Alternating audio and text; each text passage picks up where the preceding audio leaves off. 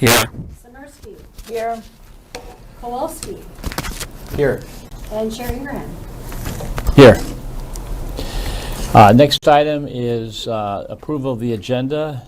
Unless anyone has any comments or changes, do I have a motion to approve? Motion to approve? Second? Christie. Yes. Hanley. Yes. Cadet. Yes. Lehrman. Yes. Schultz. Yes. Samersky. Yes. Kowalski. Oh, Yes. I'm sorry, you don't have a vote. I don't have a vote. I apologize. Let him vote. Let him vote. Give it to you and take it away. Thumbs up. And Chair Ingraham. Yes. And then next item, item 4, is the approval of minutes from our February 4th meeting. Unless anyone has any comments or discussion, do I have a motion to approve those?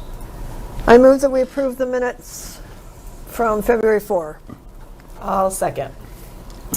All right, Christie. Yes. Hanley. Yes. Cadet. Yes. Lehrman. Yes. Schultz. Yes. Samersky. Yes. And Chair Ingraham. Yes. Item 5 is citizens wishing to discuss items not on the agenda. I don't think we have any tonight, so we'll go on to all of our items by way tonight are just informational for comment only. There's no motions now that we're done with motions on approving agendas. Our first item is the Three Rivers Park District Bryant Lake Trail update, and Matt, you're going to kick that off? Sure am.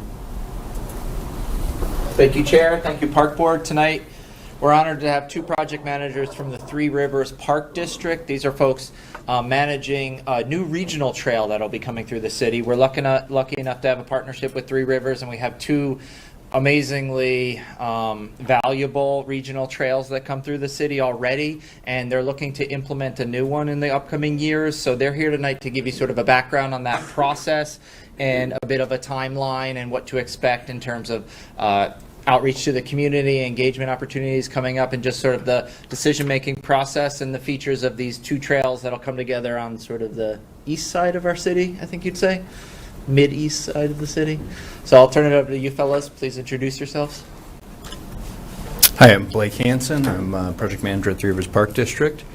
So we're going to talk about the Bryant Lake and Eagle Lake Regional Trail System that we're working on right now. Get my slide clicker here. There we go. So the trail runs from the north end of the city all the way down to the south end. You can see in the dashed green line, there's the proposed alignment. So north of the Lake Minnetonka Regional Trail, we're calling it the Eagle Lake Regional Trail. So north is to the right. Yes, sorry. North is to the right, yes. Okay. Probably makes a lot more sense now, doesn't it? Yeah. South of Minnetonka Boulevard is the Bryant Lake Regional Trail project. So the Eagle Lake Regional Trail will run all the way from Eagle Lake Regional Park down to Minnetonka Boulevard, and the Bryant Lake Regional Trail will run from Minnetonka Boulevard all the way down to Bryant Lake Regional Park. So it's a north-south corridor. So this project has been quite a while in the making. There was quite a bit of engagement done previously. The trail itself goes through 4 communities. It's a 16-mile long corridor. And we ultimately did one plan for both trails as kind of a tandem. West Metro's trail study was done in 2019. Public engagement was done in 2020. The long-range plan was approved by the City of Minnetonka in July of 2021. And the Park District is responsible for development and maintenance and long-term care of the trail. So high level, this is a little more detailed. So kind of a timeline. West Metro Trail Study, we did 12 public events and 2,000 project website visits. We had strong support from the community for a north-south regional trail. The long-range plan was approved in 2020-2021. Park Commission also did an alignment evaluation. The public engagement was pretty intense on this. It was 4 virtual meetings with residents, 30 step-in signs directing residents to project information. 700 postcards were sent to all residents within 1.5 miles of the proposed route. And then we got overwhelming feedback, positive feedback for the project. And then back in 2021, also we received and addressed comments and got the alignment approved. So in December of 2021 is when the city, Three Rivers, and Met Council approved the final plan. And then in 2022, the Park District was awarded $5.5 million of federal grant for the Bryant Lake project and $3.1 million for the Eagle Lake Regional Trail project. That kind of brings us to today. So 2025 through 2028. In 25, we started engineering for both the trail projects, and construction is scheduled in 27 and 28. These are some examples of what our regional trail system looks like. Generally, we aim for a minimum of 10 feet wide.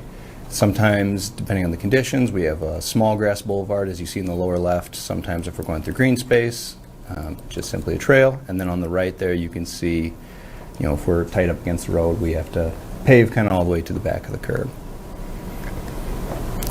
These are some of the site amenities you'll see. You can see our typical kiosks, benches, bike racks. These are placed strategically along the corridor based on connections, areas we expect high use, and also just simply for wayfinding so people know where they're going. We will be coming back to the city for a cooperative trail agreement in 2026. The agreement will include the approved route. It'll outline property rights, design, construction, operation, and maintenance responsibilities. It'll include example easement and permit language. It defines the allowable uses, acknowledges cross-jurisdiction enforcement of ordinances, and lastly, it establishes details for any immediate projects. For example, a city-led project that may impact our trail system. With that, I'll hand it over to Josh to talk about the Bryant Lake project. Hi, I'm Josh Bovey. I'm the Senior Manager of Engineering and the Interim Director of Design for the Park District. I'm leading the Bryant Lake Regional Trail as the project manager. So, as Blake said, this is both projects are federally funded. We started design in 2025 for both projects. The design is intended to minimize the impacts. So, along Baker Road, which is County Road 60, we will be moving the curb line in. We're going to narrow up the shoulders, narrow up drive lanes so we can get the regional trail placed within the right-of-way and try to minimize the amount of temporary and permanent easements we may need. We're going to utilize retaining walls to minimize disturbance and also improve the stormwater quality with the project. We do have a crosswalk that we're working with the city engineers on to improve the crossing at the middle school. And the trail, which will go along Baker Road, connecting to the Lake Minnetonka Regional Trail on the north, which is the green line, goes down Baker Road, south to Roland, and then it goes along Roland and then through Lone Lake Park, where we'll ultimately connect with the Bryant Lake Regional Park. The trail from Excelsior going north is on the west side of Baker Road. It crosses to the east side at Excelsior and goes south to Roland. So it'll stay on the east side there, and then it'll be on the north side of Roland Road. There's approximately 0.8 of a mile existing trail on the north side of Roland Road that will be reconstructed to provide a 10-foot trail. Say, Oh, that's go- like along like by the church and firehouse, that area? Yes. Okay. Yes. This is really just the new sections that we're going to provide.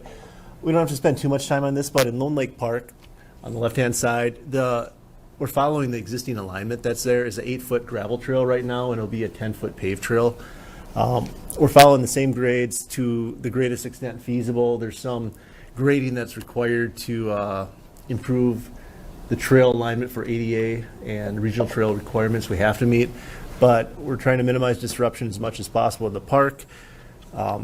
Same thing on Roland Road. So this is shows the existing conditions with the 8-foot walk on the north side, and the curb line along Roland Road will move to the south, and will narrow up the lanes there as well to allow for a wider trail. The Baker Road segment, currently it's 12-foot lanes with 6-foot shoulders. There's some asphalt curb out there. When the road is on the west side, in the upper right, we're gonna have a 10-foot trail with a 5-foot boulevard, create a little separation from the road, a little more comfortable for the trail users. So the lower left is the proposed section on the east side, same 10-foot trail, 5-foot boulevard. The lower right, there are some areas, if you've driven Baker Road, there's a lot of topography and steep slopes off of the side of the road. So some areas we will be putting the trail on the back of curb, which will essentially be paving a 12-foot wide asphalt surface, which allows for a 10-foot trail and a 2-foot paved shoulder from traffic. There will be retaining walls to help minimize the disruption to private property. But we do anticipate over 70 temporary easements for construction to help us tie into private property and have a nice smooth transition. Here's just a couple exhibits that just wanted to kind of show you how we're crossing Excelsior. So north is to the right on this one, Excelsior and Baker intersection. This is where we transition from the west side, north of Excelsior, to the east side, south of Excelsior. This segment will be, it's a really tight corridor. It will be constructed with a county project. So our project is it's a big project. It's 2 years of construction. We plan to, if all things go well, start from the north and work our way south with the trail. The county will come after us the following year and basically do a mill and overlay of Baker Road. So it'll be a brand new road after, but it's a multi-year project as well. So this segment at Excelsior, the trail will be constructed with the county road project because there is some curb and gutter that needs to be shifted around, and it just makes sense to minimize disruption at this intersection to one construction year. But it will be there will be a narrow paved surface that allows people to utilize the trail prior to the county coming through the following year. Quick question. Yeah. So that's going to be at street level. There's no overpass, pedestrian overpass, or bike overpass at this intersection? Correct. Is that considered? No, it was not. Just the skewed angle of the intersection and the amount of right-of-way available, it just wasn't really feasible. It might have been considered during the long-term plan process, but I don't think it gained traction if it was. Significance of the pink? Oh, that just shows new construction. So there's currently, that's a concrete island. Oh. There's currently concrete islands in there, and to get the trail to fit, we're reconstructing those and narrowing up the islands and shifting them a little bit. Okay. Is there a, I probably should have caught this on the previous slides, but is the bike lane on the same plane as the cars, is that staying, or is the bike lane going away? So the shoulders will be narrower. We're going to have 4 or 5 foot shoulders, so that'd be really narrow to have an on-street bike lane. The objective is to provide a safe off-street alternative for all users, bikes, rollerblades, walkers. So did you say there was a curb separating the road from the trail? Yes, we will be adding curb and gutter concrete, so we'll sit up higher than the roadway. Oh, are there ways to make the trail stay smooth longer? As a bicyclist, my preference is often to ride in the street because it's smoother. The surface is in better shape. So the Park District, we have kind of get into our preventative maintenance plan. All of our trails, we try to get 30 years out of the life of the trail. So every 7 years, we have what we call a microsurfacing project where it consists of a pre-repair project to seal large cracks. We might remove and replace some of the trail if it's damaged or settled, or if there's root damage, and we'll install root barrier if there's damage. So we'll reconstruct it, then resurface it. And you've seen driveway sealers. I imagine it's more of a beefed up version of that. That helps minimize some of the smaller type cracks and bumps. So every 7 years we will do a microsurfacing project to give it basically a brand new surface. It's not a mill and overlay where we're taking off any asphalt and resurfacing, but it's kind of a thicker surfacing. We also, every 2 to 4 years, try to do a routine crack filling. So any cracks, we try to seal those up to help prevent those from getting wider or causing severe bumps. So that's Okay. what we've been doing. Yeah. Great, thanks. This is the Trunk Highway 7 bridge. North is to the right again. Currently, there's 2 southbound lanes and I think 1 northbound lane. The plan is to have the trail on the west side, and we're going to install a concrete barrier that separates the trail from the roadway.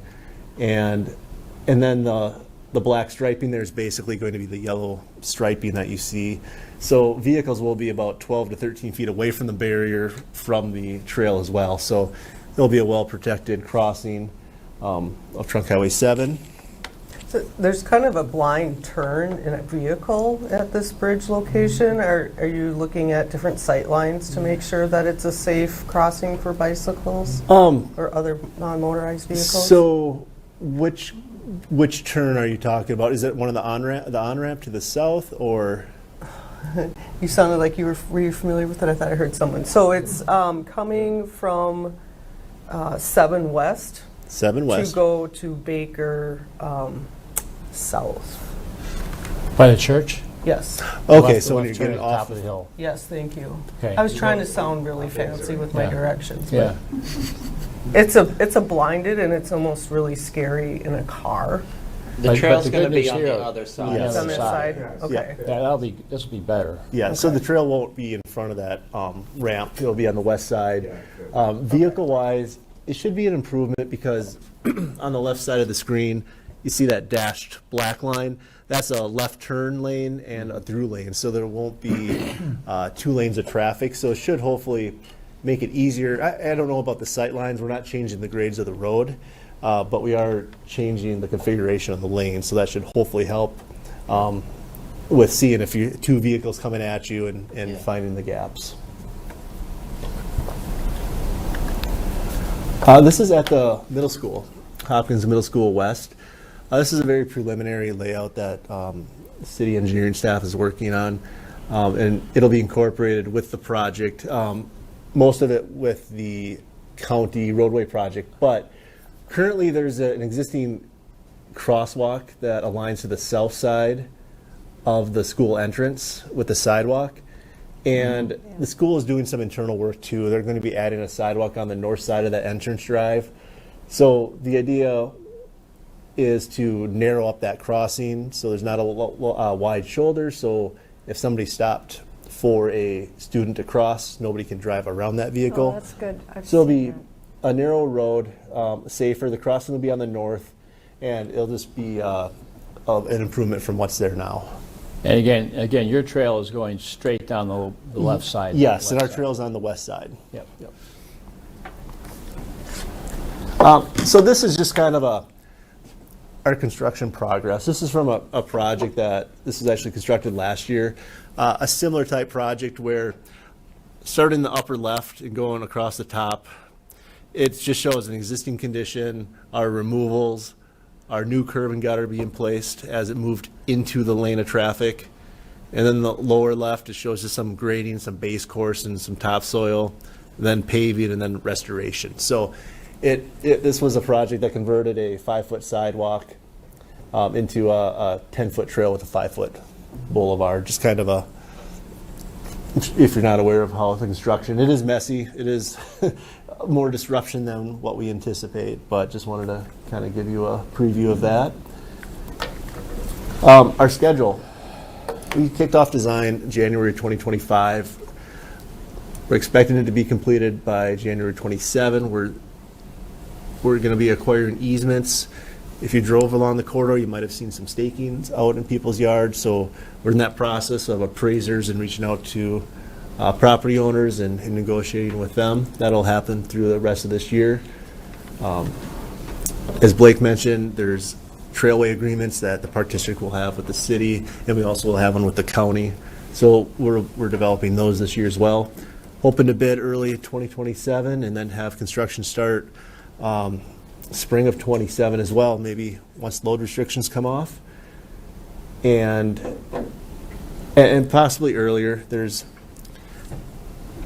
some trees that will have to be removed, and we need to do removals outside of the threatened species of the long-eared bat. So we are working through all the natural resources and mindful of endangered and threatened species as well with this project.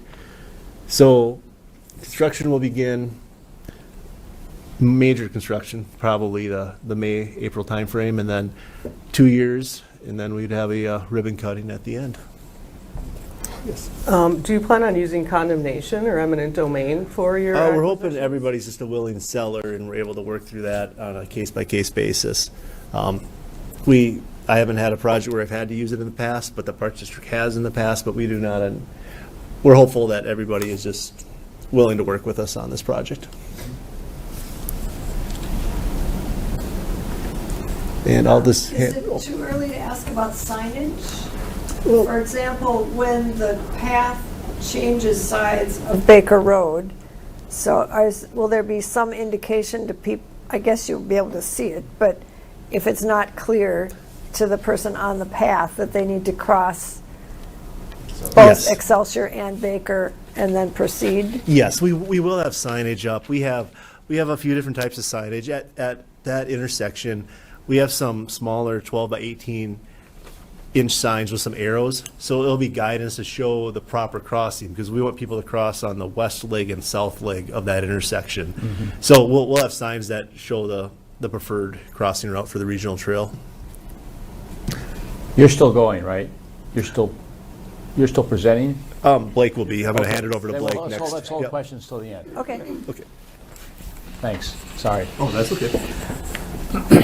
All right, so we'll talk about the Eagle Lake Regional Trail a little bit. So impacts, similar to Josh's project, we're really trying to minimize our footprint and our impacts.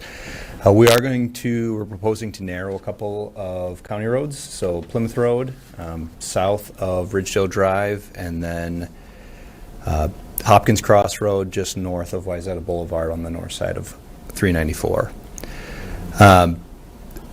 So on the left there, you can see the green is the proposed improvements. So along Zachary Lane, on the north end is purple there. You can see that's where we're connecting on to the City of Plymouth partnership project we're doing with them. They're constructing a portion of the trail up to Loose Line. And then from there to the south, we're constructing it down to the South Frontage Road on the south side of 394.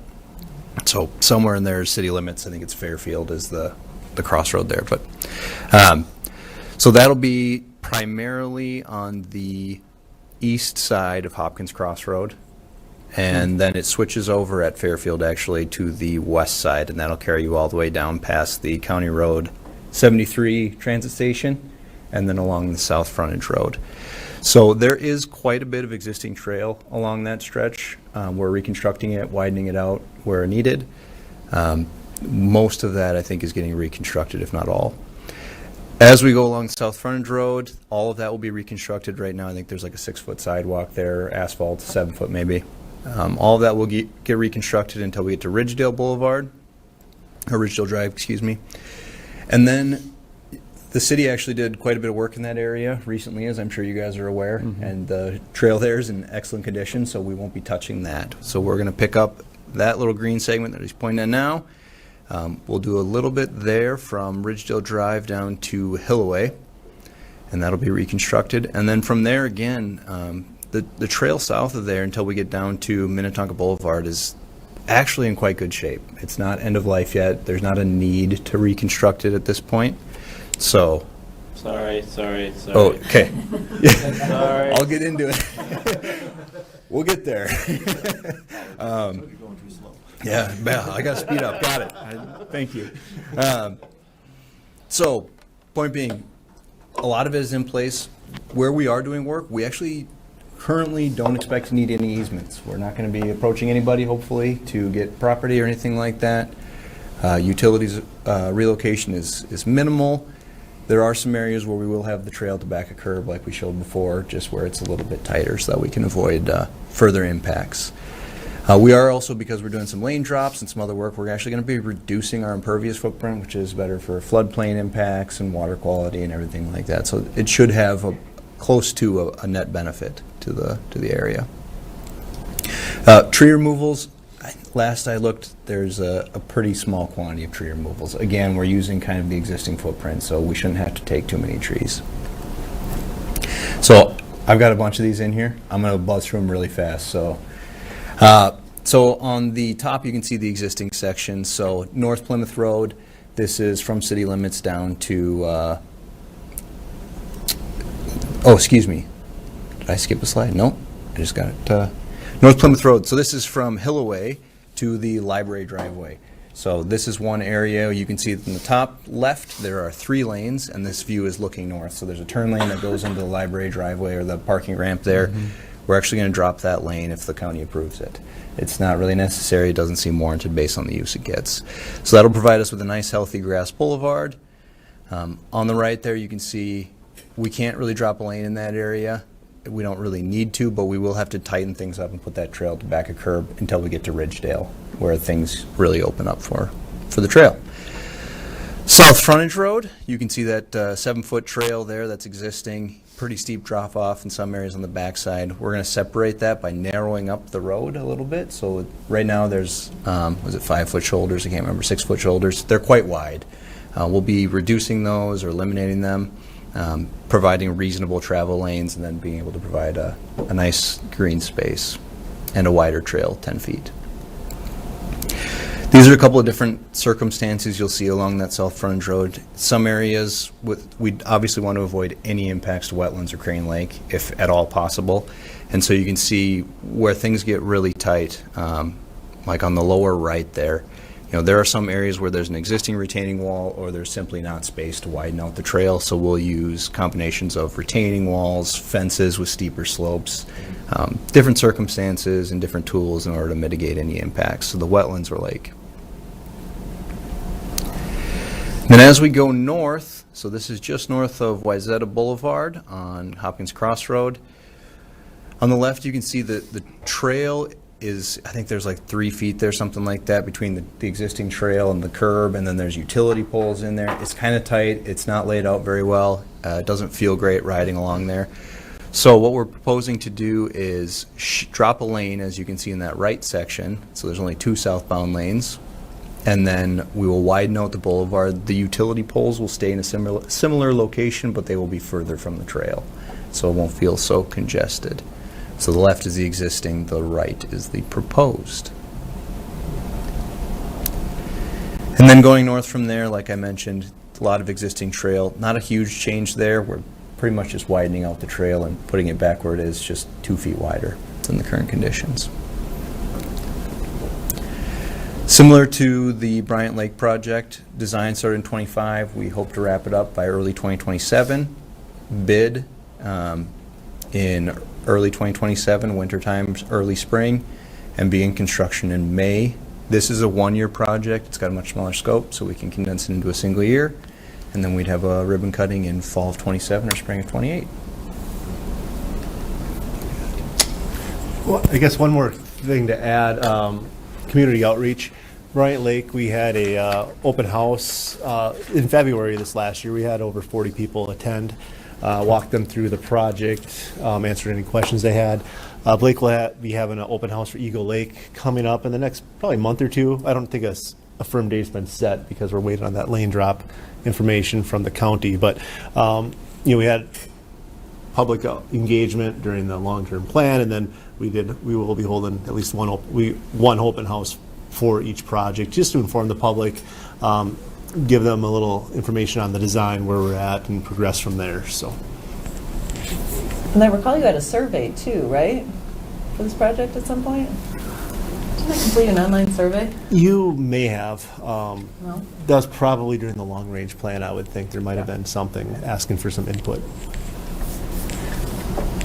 Thank you. Other questions? Questions, discussion? Ann? Thanks for explaining all that. That was helpful. Noticed there's going to be some grass strips. Is there any possibility that could be native plants that are short? That question did come up at the city council too. We would consider that. There's a couple things that we're thinking about with that grass strip. Is it's along a road. There's a lot of salt put down, so to be salt tolerable, I don't know how the native plants would hold up on that. We would also want them to be lower as well, just for visibility. In Lone Lake Park, we are looking at using a native natural revegetation for areas that we're disturbing. We don't need to turf it, so we'll do some native plantings there just because it doesn't need to be maintained. So in Lone Lake Park, we are. I think we're still determining what we might do in that grass strip, and probably a tolerant turf is probably what we end up going with, grass seed, but we haven't made our final decision on that yet. I was just thinking if it could be something that was naturally low growing, it would need to be mowed, and that would save a little money somewhere. Yeah, and I think we're still looking at that. If there is a natural vegetation that does not need to be maintained, that is tolerant to salt, that would be a great option, I think, because then the homeowners don't have to mow it.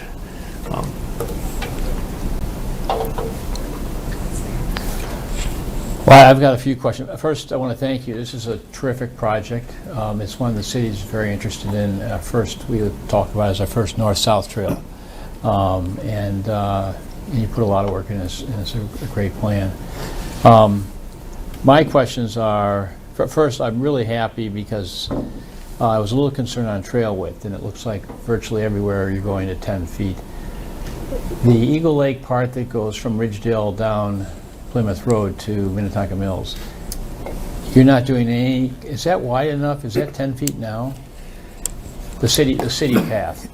So we're taking that over from the city. It is not a large portion that is 8 feet currently, but as I mentioned, it's great pavement actually. It's in good shape overall. Yeah, so that would be when we come back or do future projects. That would be once it starts getting closer to end of life and it's not maintainable anymore. That would be a reconstruction at that point. Okay. But as of some right, of those spots look a little narrow if you've got pedestrians and stuff with bikers. So yeah, I'm just curious. And then Bryant, you call it Lone Lake. So when you get to the entrance to Lone Lake, where you transition from the street trail to the existing area, are you going to maintain that as whatever it's called, limestone, or is it going to be paved? No, that would be paved. So how far will the pavement extend all the way to the Bryant Lake paved trail then? It will. So that whole section will be paved? Okay. Yes. Yeah. That's interesting. Good. That's great. Let's see. I had another one here. Okay, I got it. Last two. One that's a question and one that's more controversial, probably. Ridgedale. I'm really familiar with a lot of your trails. I tend to think about them particularly as biking.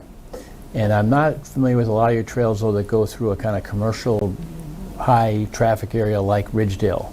And I'm kind of, do you have other examples where you've got a trail going through this, a section like that, and what that's been like? Because you've got, a lot of people going in and out of the library and the government center and all those other. I'm just kind of curious how you feel about that part. Yes, we have some other ones. The Shingle Creek Regional Trail in Brooklyn Center. That's up kind of by Highway 100 and 694. Okay. That's through a similar type area, very urban. It works pretty well. The pavement striping, I think, helps define, because we stripe our regional trails with the center line, and depending on the need, we might put an edge stripe on it to really define it. It's been pretty good with interactions between people coming and going from the mall area or a high commercial area. We have some trails through Richfield too, along I think it's 60th Street, or they have a Richfield Parkway. There's some, I think it's by 66th Street. There's a urban area with homes and I think a 6-story apartment building, Target, Home Depot. So there it works pretty well. It's pretty well defined.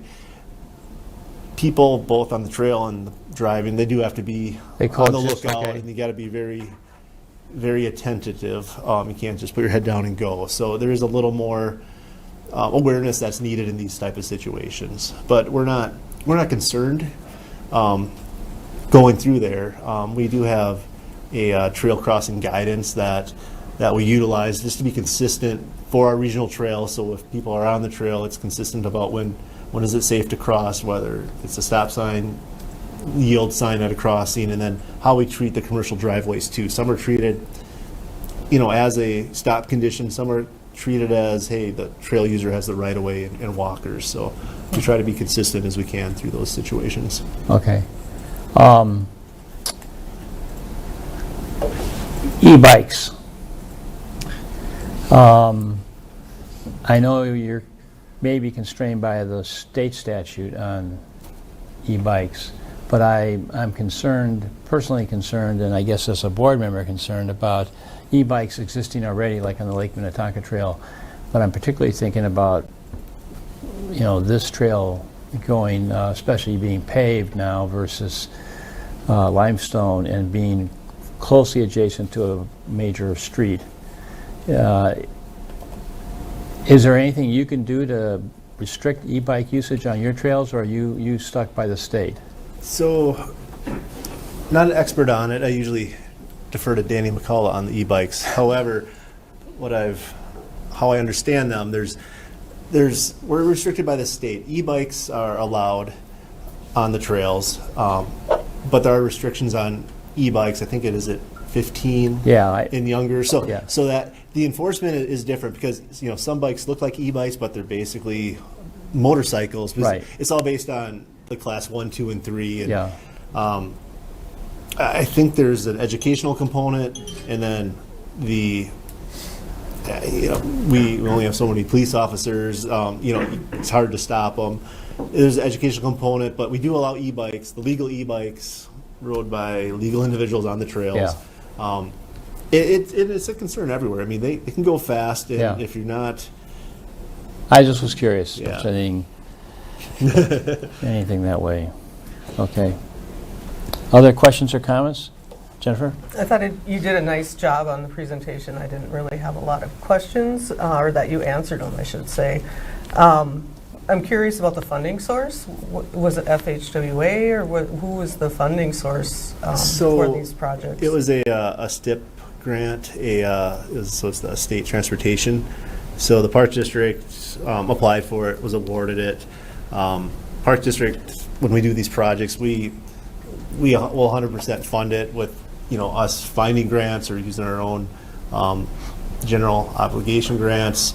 So we fund it, and then if our city or county partner has add-ons, hey, we want to have a local trail connection or something, then our city or county partner would fund the additional service or additional scope. So so we fund it, and we work with our partners, city, county, to help implement it too. I mean, there's, when people see a construction project, they're going to call the city first. So we're working to help them, hey, direct them to our park district website and information and to us so we can maybe handle some of the questions. But the park district has the federal funding and then the match as well that's needed. Okay.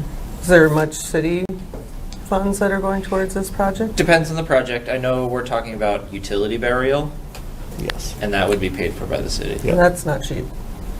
No, it's not. That's 100,000, I believe. We take those opportunities to bury them when we can.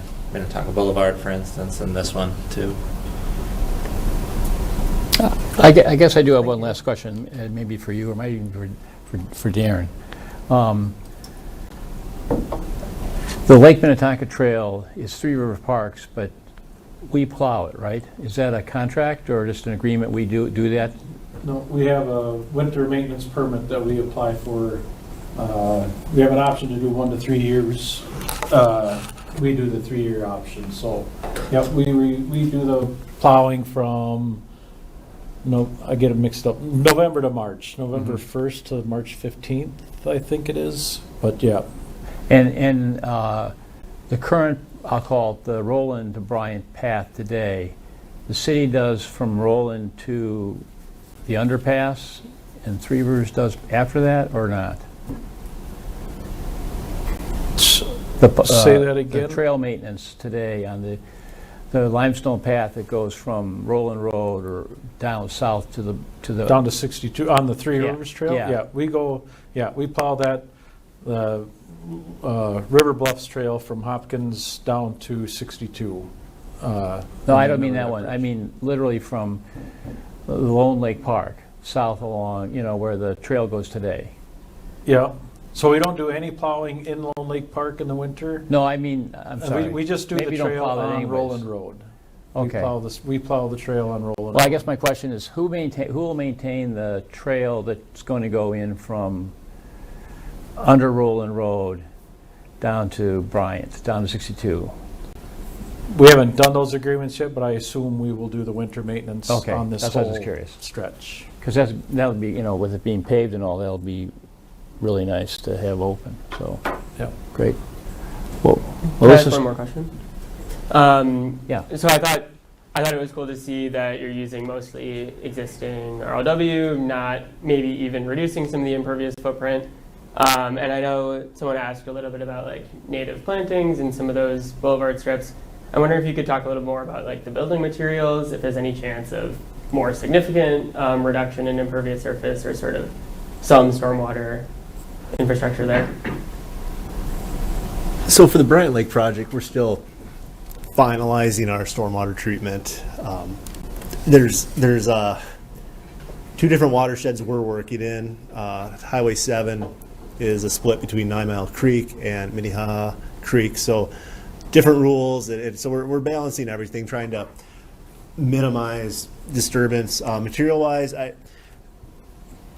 we may have to get creative depending on what happens with. I'm entertaining pervious pavement. It's not great for trails. We do have some pervious pavements at one of our parks. It's a walking trail. Holds up pretty well, but it's not something I want to jump to right away. There might be like a filtration system that's under the trail, which would be an aggregate that has voids that can help treat water before it gets discharged. We're not finalized. We're still exploring what options we want to use to meet the requirements. But Blake can talk about Eagle. I don't know where he's at. Yeah, because we're kind of at a net zero almost for impervious, we don't have to do a lot. We will be doing some minor swales with some native vegetation along Hopkins Cross Road. That's the current plan anyway. There will be a small amount of vegetation that's native planting. That'll be, I think, on the back side of the trail, so away from the road. And again, like Josh was talking about, it's salt tolerant plants are, most of them are not, let's put it that way. So there's a little bit of that. We could reduce impervious more, but it's kind of a balancing act of how much money do we have and what are we trying to achieve. As far as materials go, we're not planning to use any pervious pavements or anything like that. Again, there's just not really significant need on our project. We already have a lot of green space, and really we're adding quite a bit of green space and reducing that impervious. So that's our current plan. Cool, good to know. Thank you. Okay, Caleb. Does the Bryant Lake Trail connect with 9 Mile Creek Trail? No, it doesn't. It would through. So to connect that way.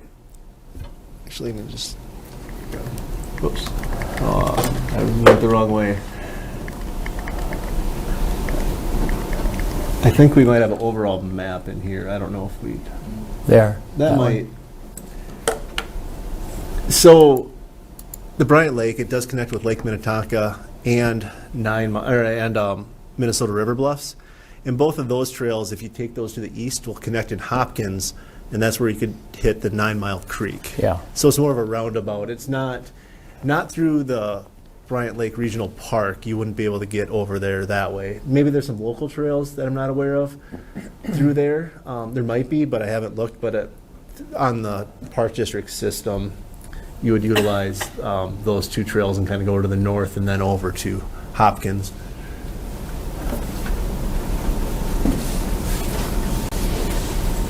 Well, thank you. We're looking forward to, was it 2028?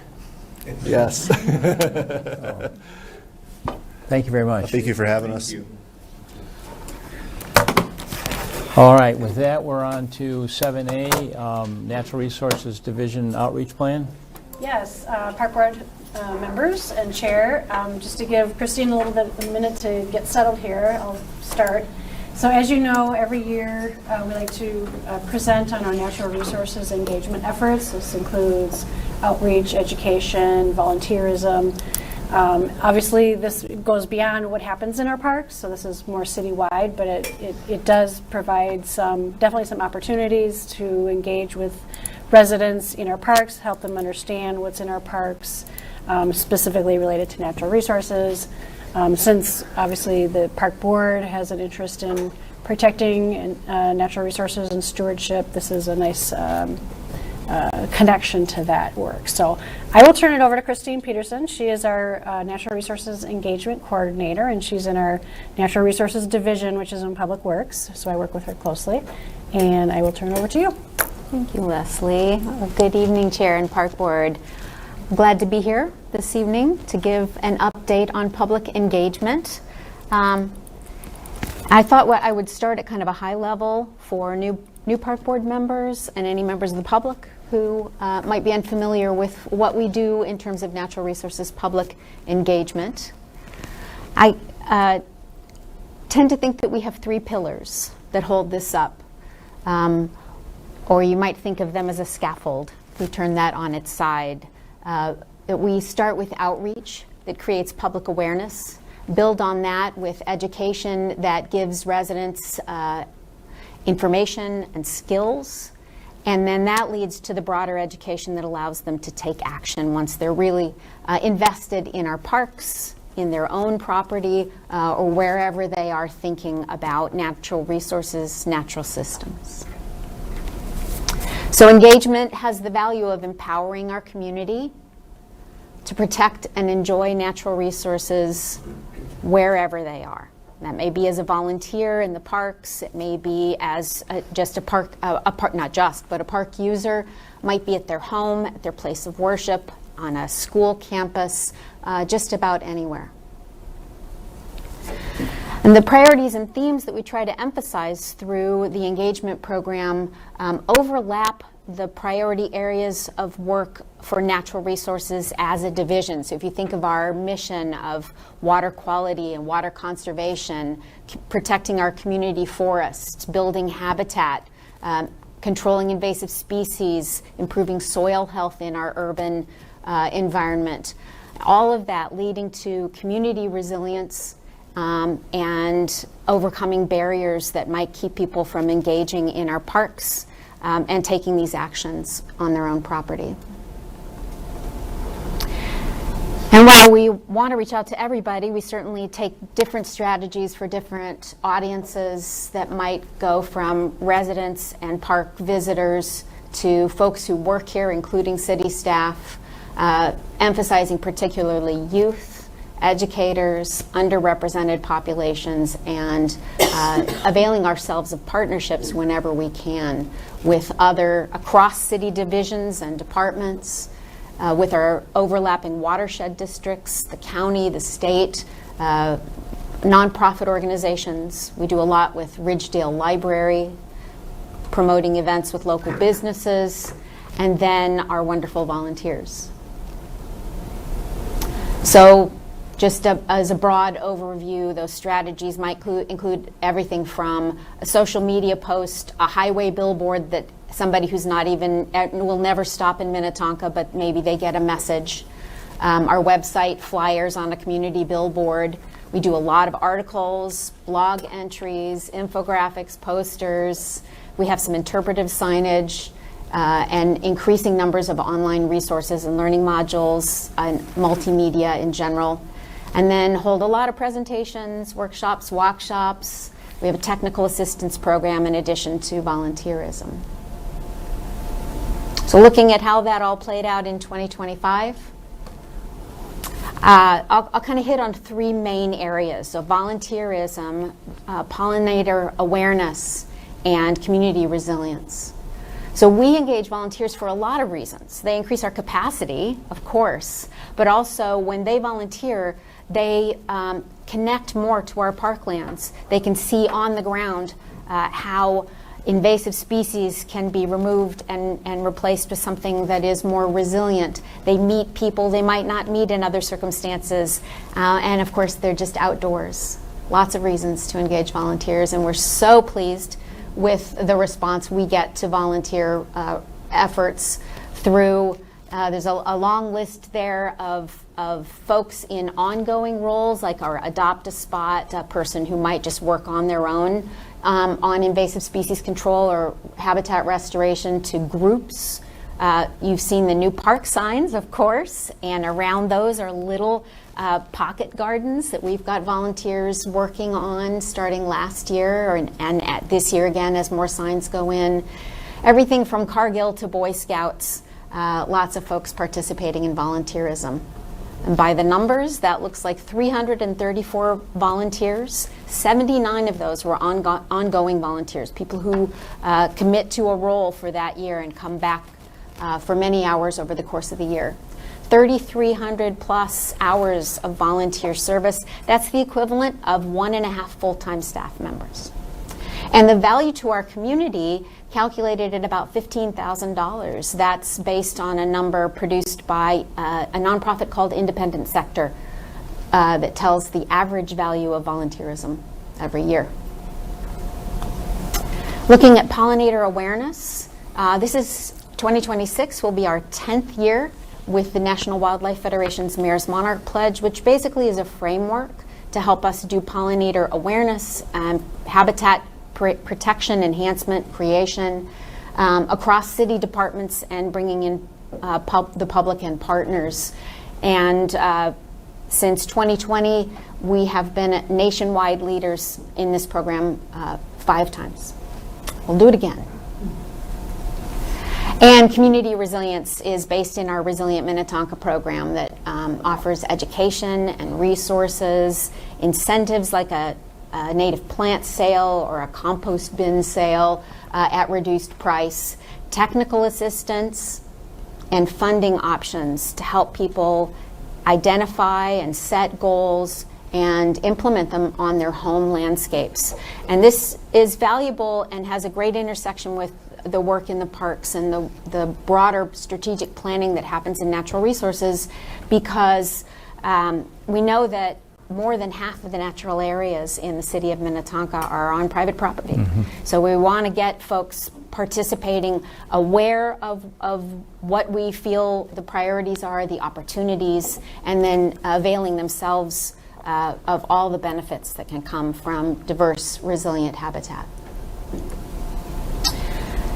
79 participants last year. Folks participate in many different ways in this program. I wish I had a way to draw a concept map of it for you, but basically some people just want a discount coupon. They want some information. They want to be pointed to, say, our Buckthorn Learning Module. and then they will take it from there. They maybe take a discount coupon for native plant plugs or seeds, but some would like a free site consultation. Some want buckthorn pickup, which we also provide for free. After a site consultation, that opens a door for assistance with design and planning of a planting goal and potential rebates for project installation. Looking at 2026, digital accessibility citywide is a priority this year, and so we are taking a lot of the PDF-based and print resources that we've created for folks over years and converting them to digital formats and blogs that are more accessible. We heard from residents and others that natural resources was sometimes a bit of a mystery. What do we do? Who are we? Why is it special, this division that Minnetonka has? And how does it relate to their lives and their priorities at home? So we now have a digital resource that we rolled out, I think in May, called Get to Know Natural Resources, where folks can explore and learn more and link to many of the other resources that we're creating.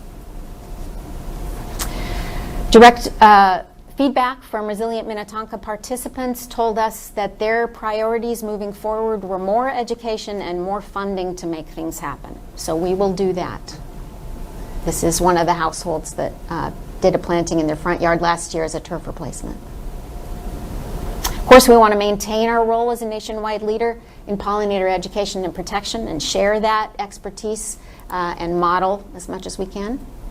This, for example, is a monarch butterfly in an outlot that we're restoring at the intersection of Plymouth and Inverness roads. We want to keep engaging folks in new ways and in person through workshops, presentation, and events. We had a community reads last year. We'll do that again. Lots of workshops and whatnot. And then we want to find sort of surprising ways where people aren't really looking for education or engagement, and yet they get it. We did these drain stencils that only show up when they're wet, with a little message there. We have photo stations in 3 parks so that people can take and submit photos that are added into a time lapse, so we can watch restoration in progress. And more. So ways that folks can participate, again, this is just a reiteration of the kinds of things that we do from year to year. On our website is a page called Natural Resources Events, and that lists all of the upcoming volunteer events and workshops. For example, this coming Tuesday, we have a buckthorn workshop. 1 of 3 we'll hold this year. There are bird surveys. There are garlic mustard volunteer opportunities. And we have a monthly e-bulletin that folks can subscribe to in order to learn. You get an article every month, but also to learn about upcoming events and opportunities, both through the city, and we often promote things for our partners. And that's everything I had, but I'm happy to answer questions. Thank you. Questions, comments? Thank you, Christine. This is great, and I think the outreach is just wonderful. I have some ideas and just some comments about how we as a park board and our constituents and stakeholders can be more involved. And so I'm just going to throw some ideas at you, in addition to what you've already got laid out here. So the grungiest time of year is springtime, where everything, all garbage is laying under all the snowbanks, and it emerges just like dandelions. And we have done in our neighborhood spring cleanups on a regular basis, and we make it sort of a fun event for kids and neighbors to get involved. Is that anything that you can help do outreach, project a little bit more enthusiasm on the reason that that's so important for the biodiversity? Because I carry a garbage bag with me every time I take a walk now, because there is so much trash in our parks, and I see a lot, and it's really pretty disgusting. So how can we do that? Because it's a very participatory activity, and it's easy to get people involved if you ask. Right. And certainly litter is always an issue and always will be. At this point, our volunteerism and events are mostly centered around habitat restoration. It's not to say that we couldn't do those things. Watershed districts sometimes do. And it's not impossible, but I think we tend to lean toward events that folks are contributing to something that then will, when we do litter, there's always more litter. When we do restoration, we see change, and it helps people participate in a long-term change that they can watch. And so but also the focus of natural resources is habitat, and that's kind of why we've leaned that way. I would not rule it out, but I do think that the opportunity to do habitat can be really powerful for people as well. And I don't disagree. A couple of thoughts in terms of feedback. I think that working with neighbors is very powerful in terms of moral suasion. That peer pressure is really helpful, and it can be very good for their kids as well to see the parents modeling that kind of behavior. Sure. So you're getting people engaged with their neighbors who say, yeah, that's a good idea, and if Brad's doing it, then really I should do it too, because I'm going to look like a lackey if I don't go out there and pick up a few bags of garbage. So I really think it's a powerful process within neighborhood associations. I think you increase your volunteerism. And in terms of habitat, nothing is more powerful, I think, for people to see habitat that's clean. Nobody wants to see gloves and scarves and paper towels and all the garbage that you see, especially now in the springtime. Yeah. So I'm going to strongly push for Sure. you to consider that as an activity. Let me mention, So we do have an Adopt a Park program, so people can form a group. If an association has something by a park, they can adopt that park. It can be a long-term thing, a multi-year thing, where we can put a sign up that they say they've adopted the park, and then the amount of time you want to put in is unlimited on our end. But like a springtime cleanup, people can do that. We get approached by Cub Scout groups or Yep. different volunteer groups that just want to go in and clean a park. We'll take anything. But yeah, we have that available through the parks. Great. Thank you. and I think I'm listed as the contact for that, but I haven't done much with it yet. So I should mention the Adopt a Drain program. Yes. That's actually a state program, but that's where you adopt a storm drain Yes. in your neighborhood or wherever and regularly clean it. And that's really closely connected to what we do in that we're getting organic litter, sediment, and sometimes trash out of storm drains before it goes directly into a waterway. And actually can then report that so that the folks who are in charge of that program can determine the impact, the amount of nutrient, for example, that did not wind up in a waterway because of, and families often do that. Yeah. Do you have flyers that indicate the benefits of doing that? Because we have about 8 storm drains. It happens to me in my neighborhood. I have adopted one, and another neighbor has adopted one, so we have 2 people. But nobody has one bit of interest in the other 6. and it's gucky work, to sometimes to Thankless do it. work. But Yes, indeed. It's thankless work, but it's great to see when it's clean. And so is there something that we could do to increase participation through flyers and education as to why it's such a good idea? I think we could probably hold a field day sort of event where we sort of explained not only how do you do this, but why does it matter? What's the outcome? I wouldn't even of need a that? field day. I just need a 1-pager with some pictures on it, and I'm going to go around my neighbors and knock on the door and make them feel guilty. Sure, I think That's the all I Adopt a need. Drain. I'm tough. There's a flyer. I'm tough. I think the Adopt a Drain website has information, Yeah. but I'm sure Okay. that I have a flyer and would be more than happy to provide that to the park board for your Great. information. Absolutely. Okay, thank you. Yeah. Just jump in to tag on to Brad's idea. Just an additional thought.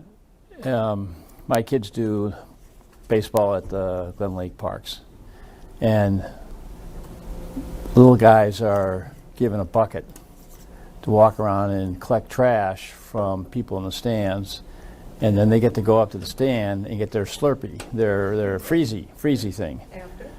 Yeah, Or they yeah, go with the garbage and that's a big deal. They're really excited about that.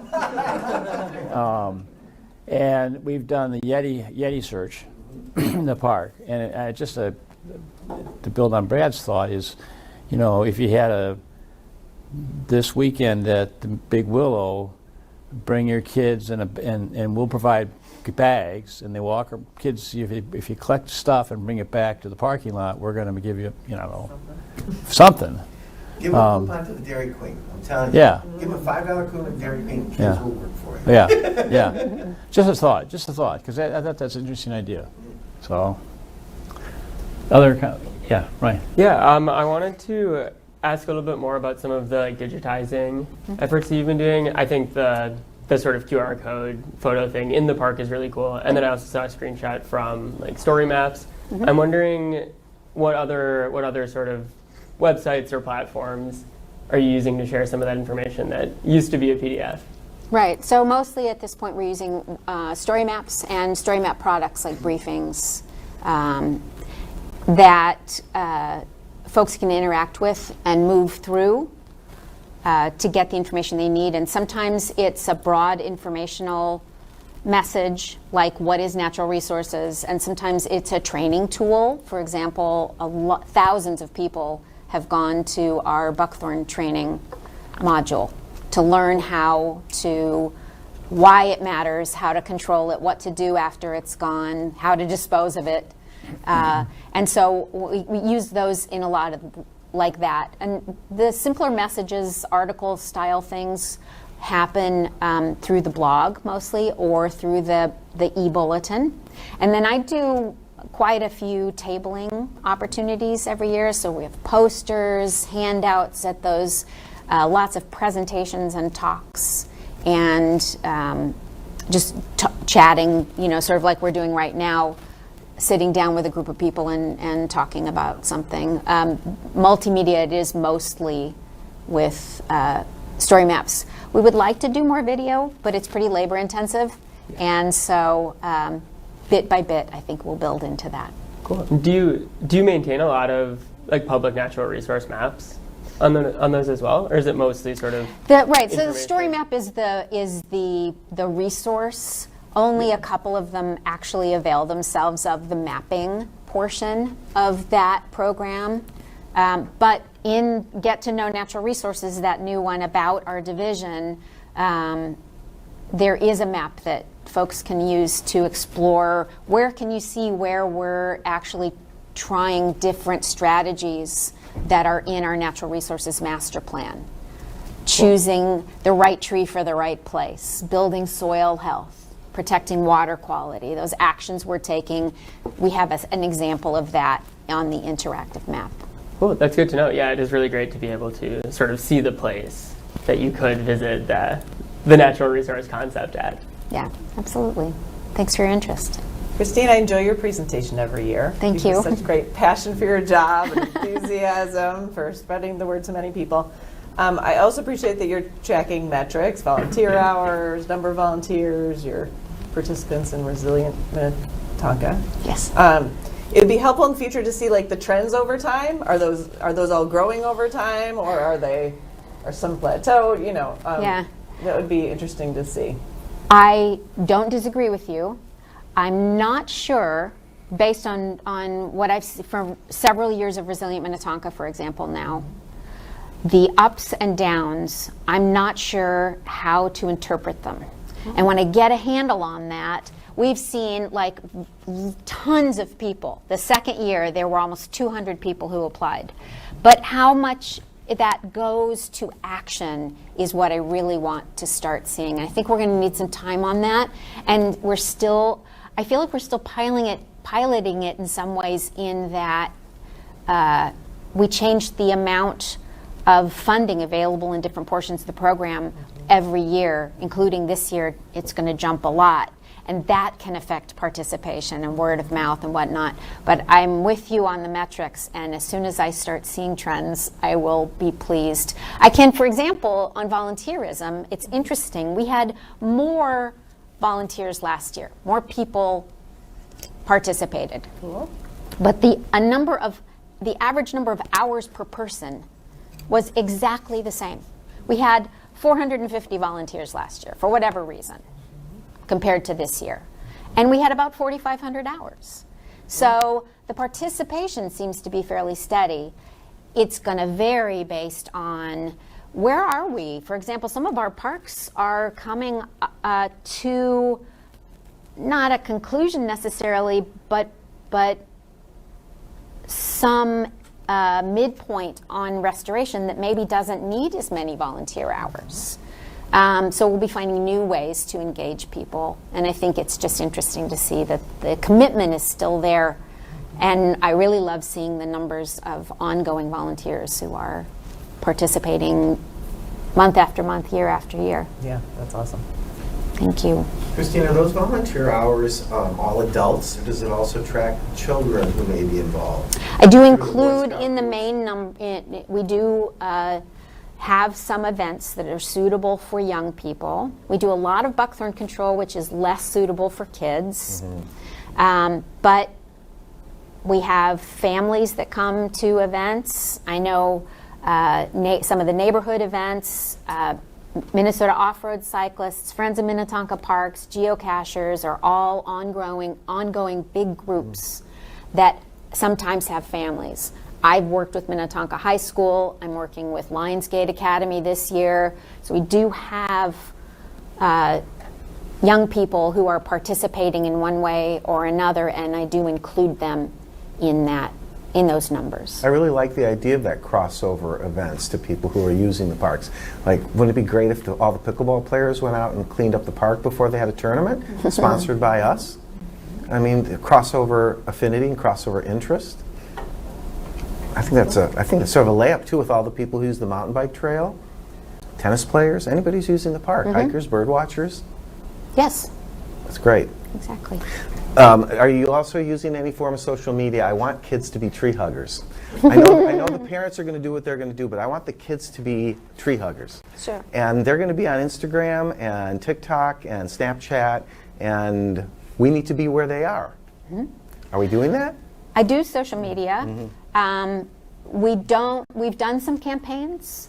The engagement is not everything I would hope that it would be, and I have had that conversation with our communications manager, and the general sense is that probably the city of Minnetonka is not where folks are looking for that kind of information. So they wouldn't, if you're, and teenagers might not be following us because not be following the city account because it seems like a government account, not where they would be looking. But that's where, for example, when I was working with a group at Minnetonka High School, they had their own social media. And when I would come and give them a talk or do an event with them, they would promote it. And well, we now so have a that new is- student, hipster here. And I mean, they're just thinking about different ways to do outreach. That's not the right term. we do use social media. Okay. It's just not, I wouldn't say it's the biggest tool in our toolkit, but it's there. Is it under Resilience Minnetonka, or is it the city of It's the Minnetonka? city. We don't have a separate, at this point, we don't have a separate social media presence. One of the challenges I think is like on reviewing the material for this meeting, like the chronologue, as I would say, a chronologue. I wasn't even aware of that. I think that's pretty nice. And as a city, we have a lot of substance buried inside the city website, and it's just really hard to mine and get that up and out. And I don't know, and I'm not putting that on natural resources but in general, it's sort of maybe a question for the communications area about what is our social media strategy in terms of how we prioritize what we promote and how we cross-promote, because you don't have to have the kids looking for City of Minnetonka for hashtagging content, things like that. But there's just a lot of content in the city website on a lot of different topics that are fascinating. Even Minnetonka Matters, I think a lot of people don't understand how to access it as well as they might, even though we get a lot of activity there. It might be something worth, when the department heads all get together and talk about how we maximize the communications of that. And I agree with, and Dave, but that also presents an opportunity, which is everybody on this board should be an ambassador. We need to be an ambassador. We need to pluck that information out and share it with our neighbors and with our colleagues. We can't let people assume they're going to go in to the website and find it. They're not going to opt in that way. We need to bring it to them. We And do to get the- a good response when, I put volunteer events and workshops and whatnot in the monthly e-bulletin, and we'll instantly see a spate of sign-ups. And so, the word gets out bit by bit. We'll keep plugging away at it. Great. Thank you. Jennifer? Great presentation, and again, this group is really fired up because we really support you behind your mission. One of the programs I saw and participated in Plymouth was with Blue Thumb. I noticed they were mentioned with rain gardens and grants. So they had a program where you could get their book to help with the design and planning of a rain garden in front of your residence. And then they did some cost sharing as well for the plant materials. Do we have something? And then I think that ties into what you heard from the citizens, which is to have some funding available so that individuals and residents can do that in their own properties. And we do have that funding. That's what Resilient Minnetonka is all about.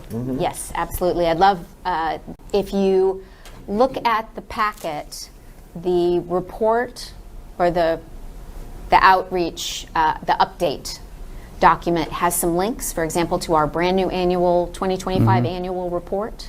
And the work samples document also has links that go, for example, to Resilient Minnetonka. There's a whole orientation module that breaks down what that's all about, and a lot of content there. But Blue Thumb is actually, through Metro Blooms, is a partner. They help provide a lot of our site visits and design assistance, and I do point people. I work one-on-one with these applicants over the course of however long they participate, however far they take it, sometimes year over year, as they go from just getting a discount coupon for the plant sale one year to coming back and saying, I'm gonna deal with this buckthorn here. What do I do? Well, get them to a workshop, get them a learning module, get them a pickup of that buckthorn debris, get them some seed mix to replant. Yeah, just going to the workshop, you met neighbors and you networked, and you were like, I'm really green, I don't really know what I'm doing, but I want to learn, and how did it go for you, and what are some other, so it was a really good networking opportunity in those workshops.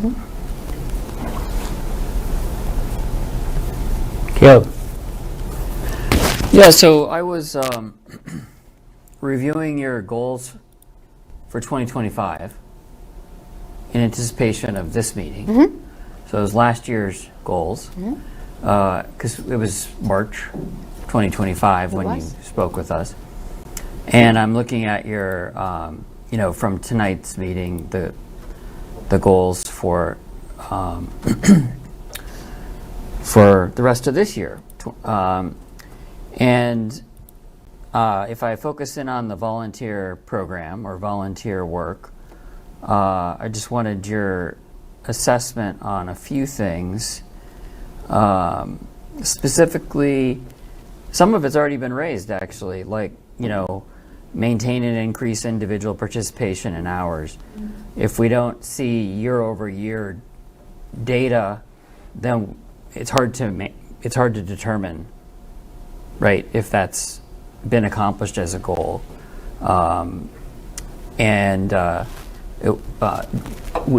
We talked about already the expanding youth involvement, right? You mentioned that with like the neighborhood cleanup, and then that goes in with working with neighbors, multi-generational community groups doing, and so that was another goal for 2025. One that I didn't hear you talk about yet was the a volunteer program where you seek collaboration with the police department's engagement specialists to identify and connect with underserved communities. I don't know if you made any progress on that, but I also don't see it So I'll let you speak to that first, but I also don't see it for 2026. Yeah. Yeah. And I did not go line by line from last year to this year. I took some big examples of what was done and what will be done. But I did meet with the police department's engagement specialist. We had a great conversation, and she connected me into some Opus communities where I've made some outreach. It's a little hard to make inroads. But another thing that came from that was a reminder of Lionsgate Academy, which serves a lot of neurodivergent middle school and high school students right over by Green Circle Park in Opus. And that I went over in the fall and did a presentation for them and chatted with the students about what they're concerned about. Green Circle Park is sort of their outdoor classroom. And so we now have actually next month a volunteer event for them. They're kind of adopting a portion of Green Circle Park where they'll come and do some herbaceous weed control and some seeding. We'll mark that area off and put some signage in so that both the students as they go by and the public as they walk that long trail in Opus can watch the progress of that. And that's part of what is powerful about ongoing engagement or sort of adoptive style engagement is that people can see the impact, the change over time. So we're excited about that. And then another goal you had was to find meaningful ways to acknowledge individual volunteers and groups. So I'm curious how you were able to accomplish that, or what progress you made on that acknowledgement. Yeah, goal. that's a great question.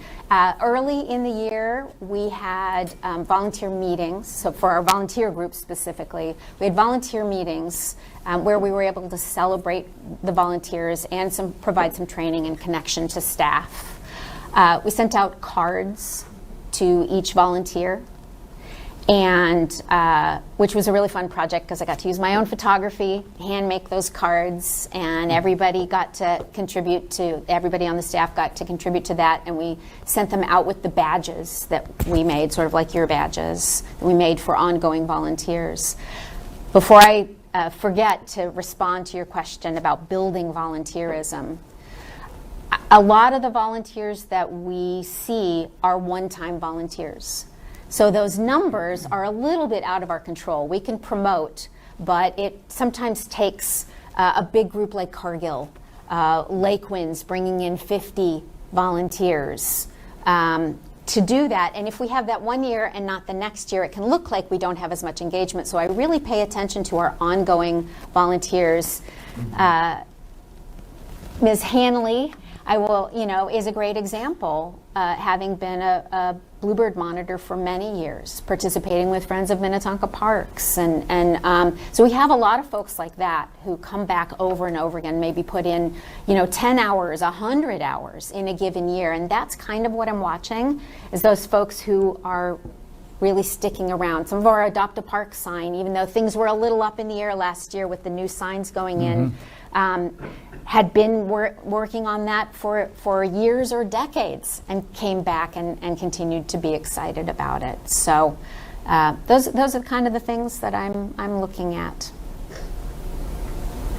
One other thought I had, I recently read an article about pollinators and how there was some concern about whether we're helping the right pollinators.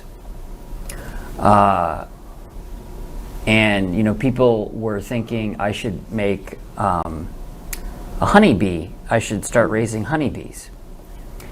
And the honeybees were, in fact, crowding out other pollinators that were actually more endangered. So I'm wondering, in the pollinator program, when people want to, move away from turf grass and the like, is there any updates to recommendations on what's planted that actually tries to perhaps target these truly kind of endangered or much more closely to endangered level pollinators, as opposed to just kind of a general seed sample that Right. is, again, generically pollinator friendly, but may actually crowd out or preference pollinators that aren't struggling. So we don't do any emphasis on honeybees. I don't do any anti-honeybee promotion. Many times, though, I have conversations with people, and this is sometimes the best way to overcome some of the challenges and the misperceptions, is those one-on-one conversations where somebody calls me up or I'm at a table talking with folks and somebody says, I'm thinking about getting a hive. And my first question is, are you looking for honey or are you hoping to help pollinators? And my answer comes from that. If you're looking for honey, they're basically livestock. You can do that. You're allowed to do that. If you're thinking about pollinators, the focus is habitat. And one of the big messages we try to get to people with the pollinator angle is right plant, right place, diversity, healthy soil, food web. So almost every conversation I have, every presentation I do on this topic, every article I write is saying we have to think of these different interconnections. We have to plant the right things to bring the pollinators we want and the other beneficial insects, to feed the songbirds. And it all is interconnected. You can't love plants without loving pollinators and wildlife, and the same would be true on all angles of that triangle.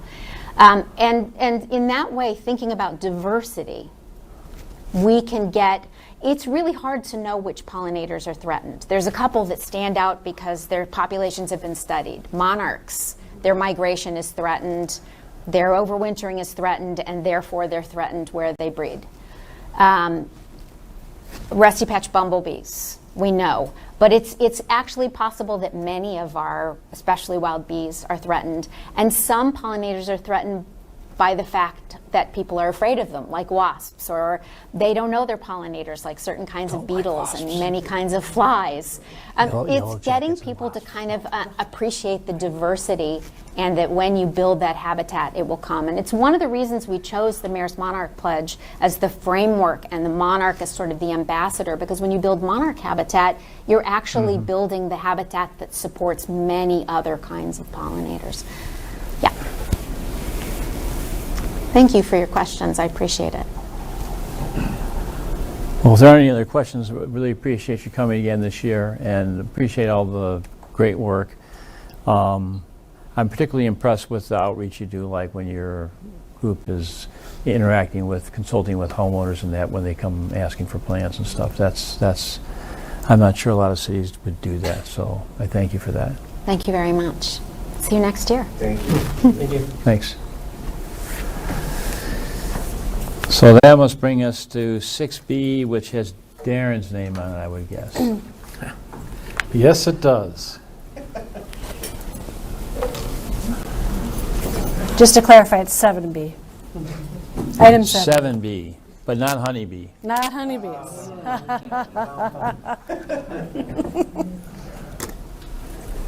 Good one. Not really.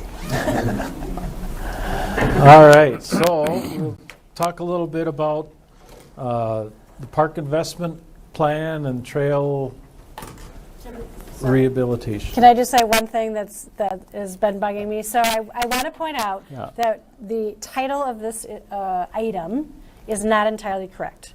So it says Park Investment and Trail Improvement Plan. The Trail Improvement Plan is actually something different, and that's not what Darren's here to talk about. So he's talking about the Trail Rehabilitation Plan. So I apologize for that. When you see the CIP, the budget that's coming in, hopefully in May and June, you're going to see a Trail Improvement Plan section, and you're going to see a Trail Rehabilitation section. So I just wanted to clarify that was my error. I should have made that. Start with the definition. I did. I should have made that. I don't know the difference. Yeah, well, he'll explain it a little bit. But I just wanted to say the title's wrong. That's why this title doesn't match what's in your packet. And I should this have will done, make sense I should as have done well. a correction to the agenda. I could have done that, actually. Yeah, we haven't done it before. Sorry about that. All right, so I'll give you a little background into how we bake the cake for our CIP process and for our park investment and for the trails. So to go back to 2001, there was a $15 million bond referendum passed by Minnetonka residents for park renewal and open space. So basically remodeling, revamping 25 parks and then setting aside money to purchase vacant or, purchase properties. Maybe some had houses on them, some were vacant. Part of this was the money set aside for the Cullen Preserve property was out of this $15 million bond referendum. So some of it took several years to get there. Initially, a lot of the work was done in the first 10 years of the referendum. So the master planning was done for 25 parks. So similar to what Matt is doing now, coming up with concepts, neighborhood meetings, refining plans, bidding out the projects and building the parks. So 25 parks were done. Predominantly those were done between 2003 and 2009. And the improvements included play equipment, amenities, benches, pergolas, horseshoe pits, tennis courts, hockey rinks, board rocks, and then along with that infrastructure, improving drainage, putting in storm sewer, different things like that for the improvements. So there's a list of the 25 parks that were done. So then after doing that, the city said, well, we just, we did this $15 million bond referendum. Oops, I'm advancing two different ones. My vision ain't that great. So we don't want to come back with a bond referendum, hopefully for a very, really, really long time. So goal was to develop a funding mechanism to continue the upkeep of the park. So that was now through the capital improvements program. Now we identify things to replace and improve on a larger scale in the parks. So generally that's replacing playground equipment and amenities, reconstruct tennis courts, maybe put new color coatings on, replace hockey rinks or hockey boards, remodel buildings, lighting at athletic fields, hockey rinks, and then athletic field improvements. When we schedule the playground replacements, so we generally try to keep the same number of play elements that are there on the playground structures, and then we're always looking for ways to add accessibility features to the play equipment. I did it again. Look for ways to add accessible features to play equipment. So sometimes it might be a standalone item. So here is an example of a xylophone that's in Linner Park, where it's right up to by a sidewalk. So like a kid in a wheelchair can roll right up to it and access the xylophone. Or it's kind of hard to see in this picture. It doesn't work to use the pointer. Yeah, right there on that bottom right, there's a little table. Come on. There's a little table there where kids can sit down and you can interact things on the outside of the structure. So there's different things there's things you can spin, there's wheels, there's bongo drums, there's different things that are accessible from the ground level that people can play with and interact with in the parks also. We've generally taken the idea that the community parks is our best place to make the big investments for the large scale ADA improvements such as poured rubber, surfacing or specialized equipment, ramps, things like that. So we recently did Meadow Park a couple years ago. Other community parks with playgrounds is Lone Lake, Civic Center, and Big Willow. So those will be ones that we look at in the future as those playgrounds come up. So now these are all also part of the master planning process. So Meadow Park was master planned several years ago, so that's why we did the playground replacement and the big one there. Now there'll be, then Lone Lake has also been master planned as far as that playground area. Big Willow is a next step now that Matt's working on now for master planning. So as we get through that, might be opportunities where we look at opportunities for expanding or, making those improvements to that playground at Big Willow. Here is a picture of Meadow Park. So this equipment in the front is by playground use. There's different playground structures. So there's structures intended for kids in the 2 to 5 year old age group and 5 to 12 year old age group. So this one in the front is a 2 to 5 age group. So the picture is coming from the trail in the parking lot to enter into this area, and that whole area had the poured in place rubber surfacing, so you can use the stairs to get up to the play equipment and the slides. But then we also have, there's an accessible route to the 5 to 12, but then with the before we did this, there was just steps that was between the 5 to 12 and the 2 to 5. So with that grade change, we were able to put ramps in so that that's now is fully interconnected for kids in a wheelchair to get between the two different play areas that they didn't have before. So moving forward, so planned playground equipment, what we have coming up is Groveland, Sunrise Ridge, Orchard, and Wilson will be this year. We're doing 4 this year just because I screwed up last year and last year's ones didn't get done. So luckily the money just is there and carries over. So 27 is Covington and Woodgate. 28 is Boulder Creek and Norway. 29 Spring Hill and Westwood. And 30 is Elmwood Strand and Civic Center.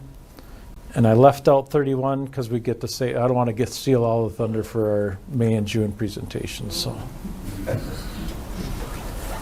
that's a playground section. Didn't we Groveland? Didn't we just put new stuff in Groveland too? No, that was scheduled for last year. But Thank You're you. thinking of Grotonka, I'm thinking of yes. Grotonka. Yep. Thank you. Yep, So- we put in the big structure there. To ask a few playground questions, because I see we're going to, I guess it's trail improvement, but I'm not sure if it's rehab or improvement. Anyway, We'll get there. with regards to playgrounds, though, or maybe you'll come to this, and if you do, then just wait. Just be quiet and wait. But when it comes to the neighborhoods are getting a rehab, what outreach is there to that neighborhood? Because presumably that's who's using it. Other than these larger parks where you've got people coming in and out from all over the city or all over the metro. And I'm saying this because Wilson Park's up. That's my park. So obviously more money should go to that park. Without question, but I know I would like to have input. I was just actually thinking about Grotonka because we would frequently, my kids and I would frequently go there, or it would be a dual use. Like I'd have a kid playing soccer, have soccer practice, and then my other kids would be up on the playground. So they loved this train that was there. Oh, at Grotonka. Okay. Yeah. Do you remember that, Darren? Yeah. They loved it. Yeah. And then with the new stuff, it went away. And I remember the first time we went there, they were like, "What?" So I'm just curious, right? You can't make everybody happy. You want to know if you can put it into Wilson? So if you still have it. So anyway, how do you get feedback on, are there features that the neighborhood has fallen in love with and loves coming to the park for it, or not? Right. So for the train, there was no way that was going to get replaced. That was wooden play equipment, and it was a nightmare to maintain. So it had a good run, but it was time to go. So we generally haven't been doing outreach just because we're not making changes to the spaces that the equipment goes in. So we don't have a lot of flexibility in what we're doing. So we're kind of in a same playground box where, where the swings are, nine times out of 10, the swings go back there. The 2 to 5 and the 5 to 12, they're kind of set in stone for where we can fit things in for the, we call them tanks, where those areas are. So we don't have a lot of flexibility. We just try to say, okay, we have 3 slides and, 4 ladders and, whatever the features are. So we try to just replicate that. Maybe it's just in a different configuration. So we're kind of in a tight sandbox. So, we could get some input, but it's probably not going to change much versus if we're starting with the clean slate like we do in other parks. Like when we did Robinwood Park, we built a new park. And we have Timberline Park coming up in 2028. That's when we're starting with a clean slate. What do we want to have? We get the feedback. Okay, now we can take those features and we design around them. So, we can make those tanks to fit whatever configuration we get on the feedback from residents. So there's not a lot of flexibility to really accommodate much change. We certainly could, but we just haven't, just because there's not a lot of opportunity to really accommodate much for comments. Yeah, you don't really want to ask people their opinion and then be like, yeah, we can't really honor any of your opinions, right? Yeah, we're in a tight box. To yeah, really it say feels we want to disingenuous if that's what's happening. Is there any mechanism, let's say, or advertisement or outreach, in case families don't know, but I guess if a family's in this situation, they're probably already actively engaged in advocacy on behalf of a child with disability.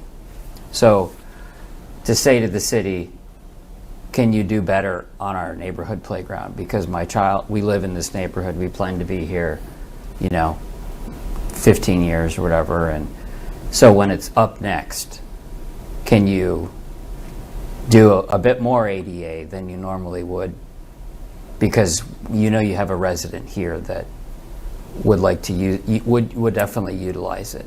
Mm-hmm. Has that come up, or is there a mechanism for that, or is it more, like I said, just parents already aware that they want this for their child, they're advocating out of that, devotion and love for their child to the city, or as many people as that put their own play systems in their yard, maybe that's the route some people end up having to go or feeling like they have to go. I can't really think of a mechanism that we have that's a public way that everybody knows, something about a park. I guess we just kind of lean on, just if a family is frequently using a park and noticing a deficiency or something, to bring it to our attention, I guess that's all we have set up for now. Not to say that we certainly couldn't do better at that. Since we aren't doing the outreach on, getting feedback for, the planned improvements, so we're not notifying everybody to say, hey, we're going to be replacing the playground equipment, don't bug us till we're done, kind of thing. So we don't, we'll just put up notice when we're going to start the replacement project, say we'll put up a sign that, the playground will be closed, something like that. So, when the master planning was done for these parks, the ADA stuff was looked at, providing handicap stalls, the grades on the trails, getting from the parking lot to the play equipment. So, there's really not much changes there that I'm aware of they would need to make. So then it's just a matter of, when we're doing that playground equipment, like I said before, look at what we can do to improve those things and add more, accessible type features to those playground equipment. How long does it typically take to turn over the about park? 2 weeks. 2 weeks? Okay. Yep, it's pretty quick. Yep. And along those lines, do you have a preferred vendor, or do you go out with an RFP for them? We pick 2-3 vendors that we are familiar with and we know the equipment that, we do the repairs on them. So we'll reach out to 2 to 3 vendors and then, meet with them and say, because we're back into that same tight box. Here's our space, we want to replace this, and we get quotes. So most of them are part of what's called Sourcewell, a cooperative purchasing So we don't have to publicly bid the work. We can direct select with the Sourcewell just because of the purchasing has been vetted by the state or these other groups. So we can purchase directly, not have to, like I mentioned before, we don't have to hire architect or designer, advertise for bids, all that stuff. So it makes it much more flexible, and we are still getting competitive pricing.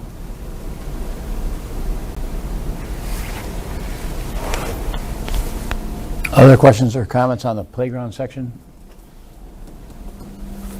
All right, so moving on to trails. So just to be consistent with the thing I called it trail improvement plan.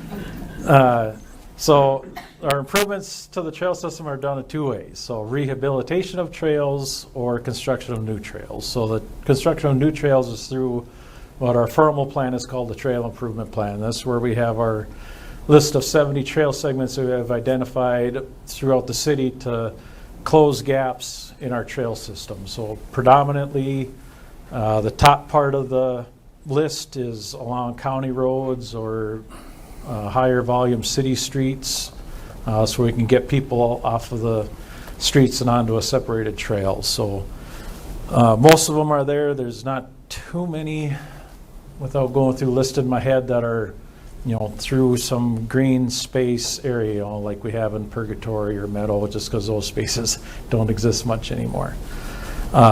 Each of those, so then that trail improvement plan, each of those segments is rated on different criteria. So based on difficulty, effectiveness, difficulty to build, effectiveness of the trail, nature of use, and the community access. So all those, and there's separate subsets of those that are given a ranking. Then it gives us a score, and that's how we rank that 70 trails or missing links in the trail improvement plan.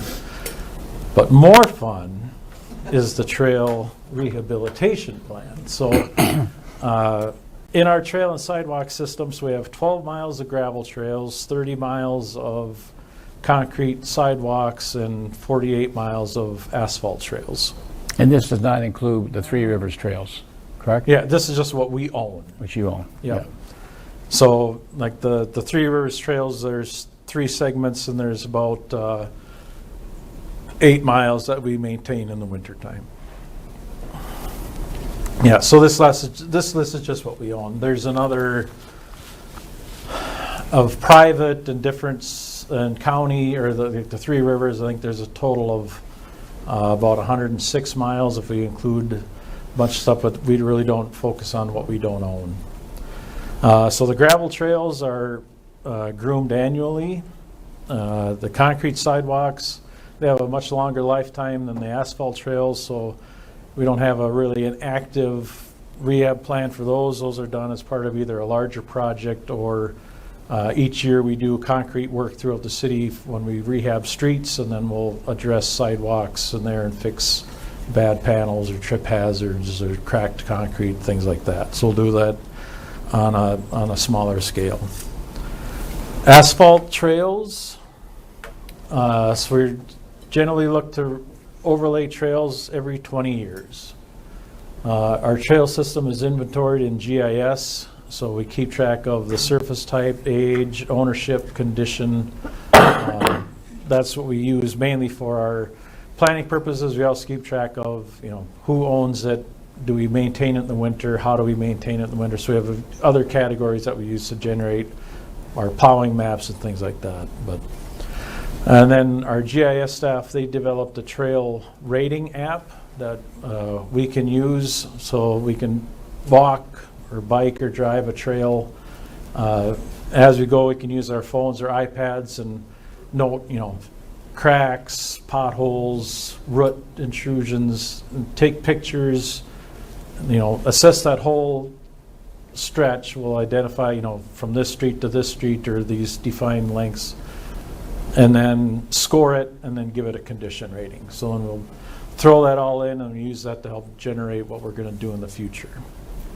And then it also takes, we can take the pictures as we go, and that's all stored in there also.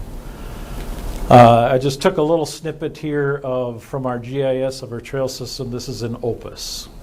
So it shows The black lines are asphalt trails, the tan or yellow lines are gravel, which is very little in Opus.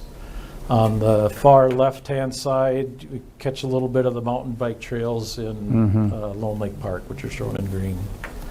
And there's a few gray sections, and that's concrete. So we know, just looking at the map, we can see what the trail types are. The numbers are what the widths are, how wide they are. And then we can keep track of all of our quantities. So when we're looking at, okay, we're going to do this trail, I can just, in GIS, highlight those. It's, 2,000 feet long and it's 8 feet wide. We can come up with our quantities and see what our cost estimating is all that's going to be.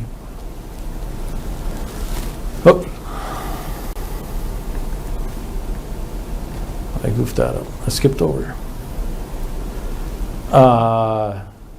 And then pedestrian ramps and crosswalk push buttons. When we do the trail rehabs, we look at getting those up to current standards for the trail work.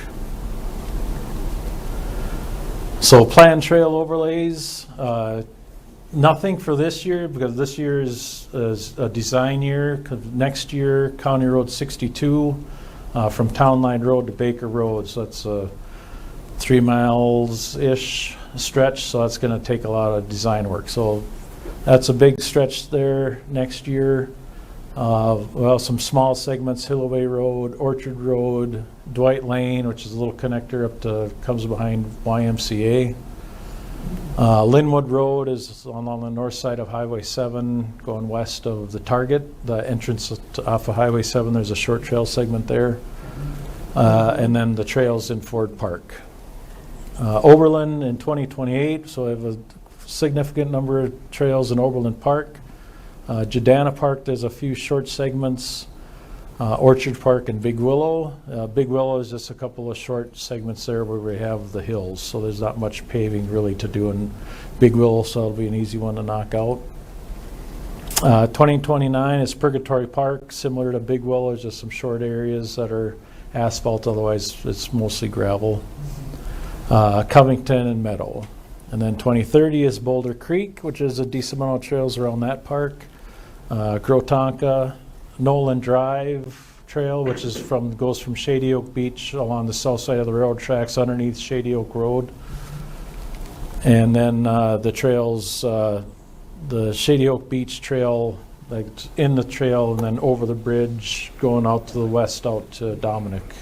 So that'll be that trail segment. So that's what we have coming up for those, and those are getting to be our, like the talked about for the trail or the park investment plan. We did all those parks, they're 20 some years now, so it's now the time to do a lot of those parks and the park trails. So wrap it up. So funding, so park investments and trail rehab is funded through the Park and Trail Improvement Fund, and that is funded through park dedication fees that are collected through new housing developments, apartments, and I don't remember if commercial developments pay park dedication fees or not, so I left that out. They might.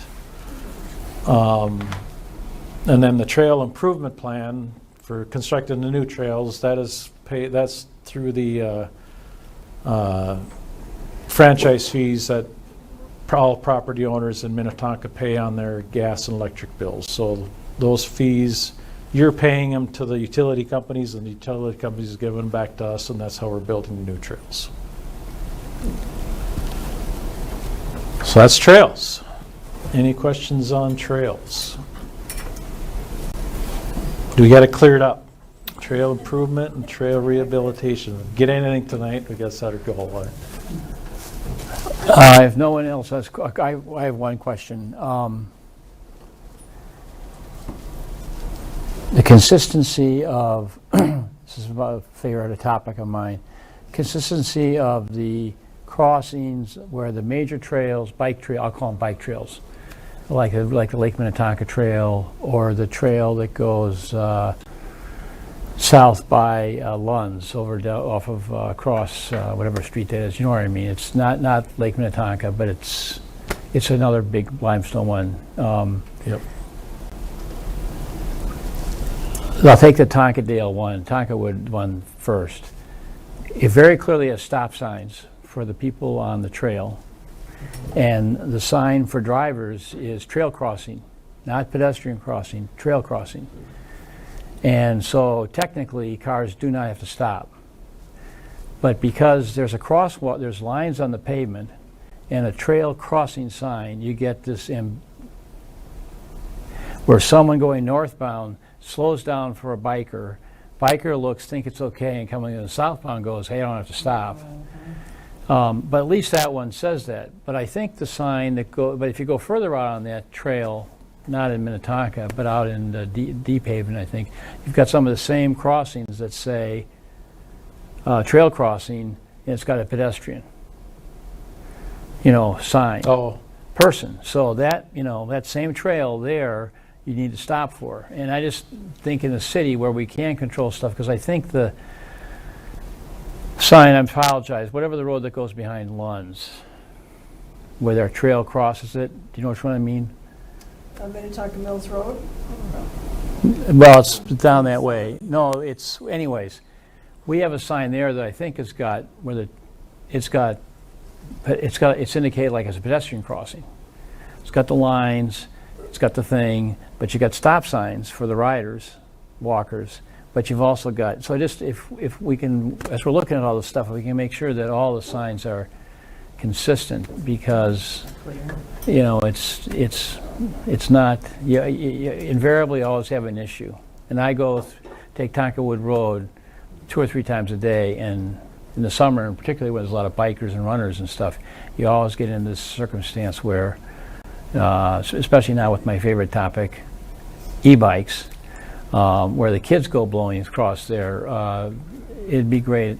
I would actually prefer if it indicates it's a crosswalk, but I understand that maybe that's not appropriate. So yeah, the signage for the trails is really up to the Three Rivers, and then how we sign the streets is we're responsible for. I guess I would have to compare, look at the one you're talking at in Deep Haven. Is there a you said further out? It's either Deep Haven or it might be out past Excelsior. Does traffic stop for Well, that there's actually crossing? even one that's got the flashing lights.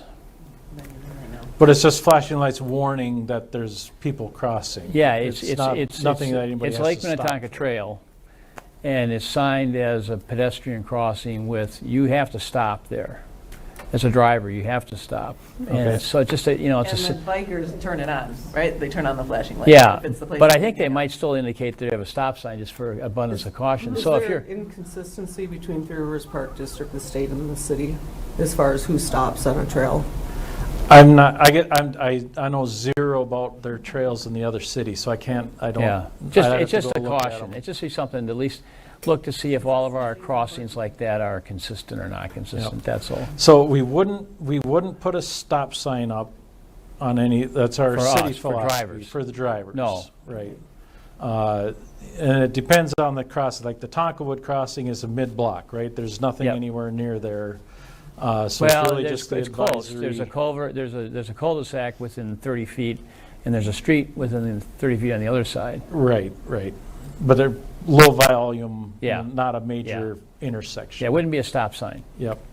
Then we have the crossings at Baker Road, Shady Oak Road, so they're right by traffic signals. So there's been a lot of questions back and forth on, we get calls that we eventually pass on the Three Rivers about, why aren't there stop signs on the trail? Well, because they're right at the signal, so we don't want stop signs where there's signal, because they have to really follow the signal. So there's different situations for each of those street crossings of what they're by, and then where they have different warning signs. So we'd have to do a little investigating to see what the other cities are doing for what that consistency approach would be. Yeah, well, the one I'm thinking in particular that's different is the one that's off of whatever that street is, heads over towards Hopkins.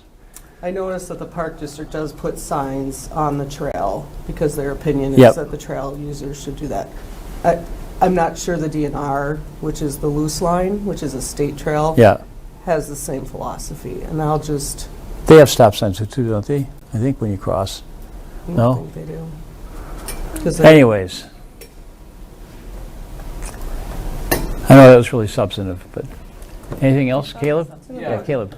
So I was wondering, Thanks. you know, there's some community, or, you know, like I think of neighborhoods in Eden Prairie with housing stock as old as some parts of Minnetonka, and those neighborhoods have sidewalks all over, right? And much of Minnetonka, it seems to be different. You know, it's different. So I'm curious, you know, where that originates, and I also then am curious if and how the city responds to neighborhoods that are like, we need a sidewalk. You know, we've got this busy street that people are cutting through, you know, vehicles are cutting through all the time, and I'm dodging as I walk my dog or whatever. How are those handled? Because again, in some of our neighboring suburbs, they, even back in the 60s or 70s, but it's still happening in new developments, they're full of sidewalks, concrete sidewalks. So curious about that history, but also nowadays, if there's a neighborhood or an association that's saying, we feel like we need this for safety. No.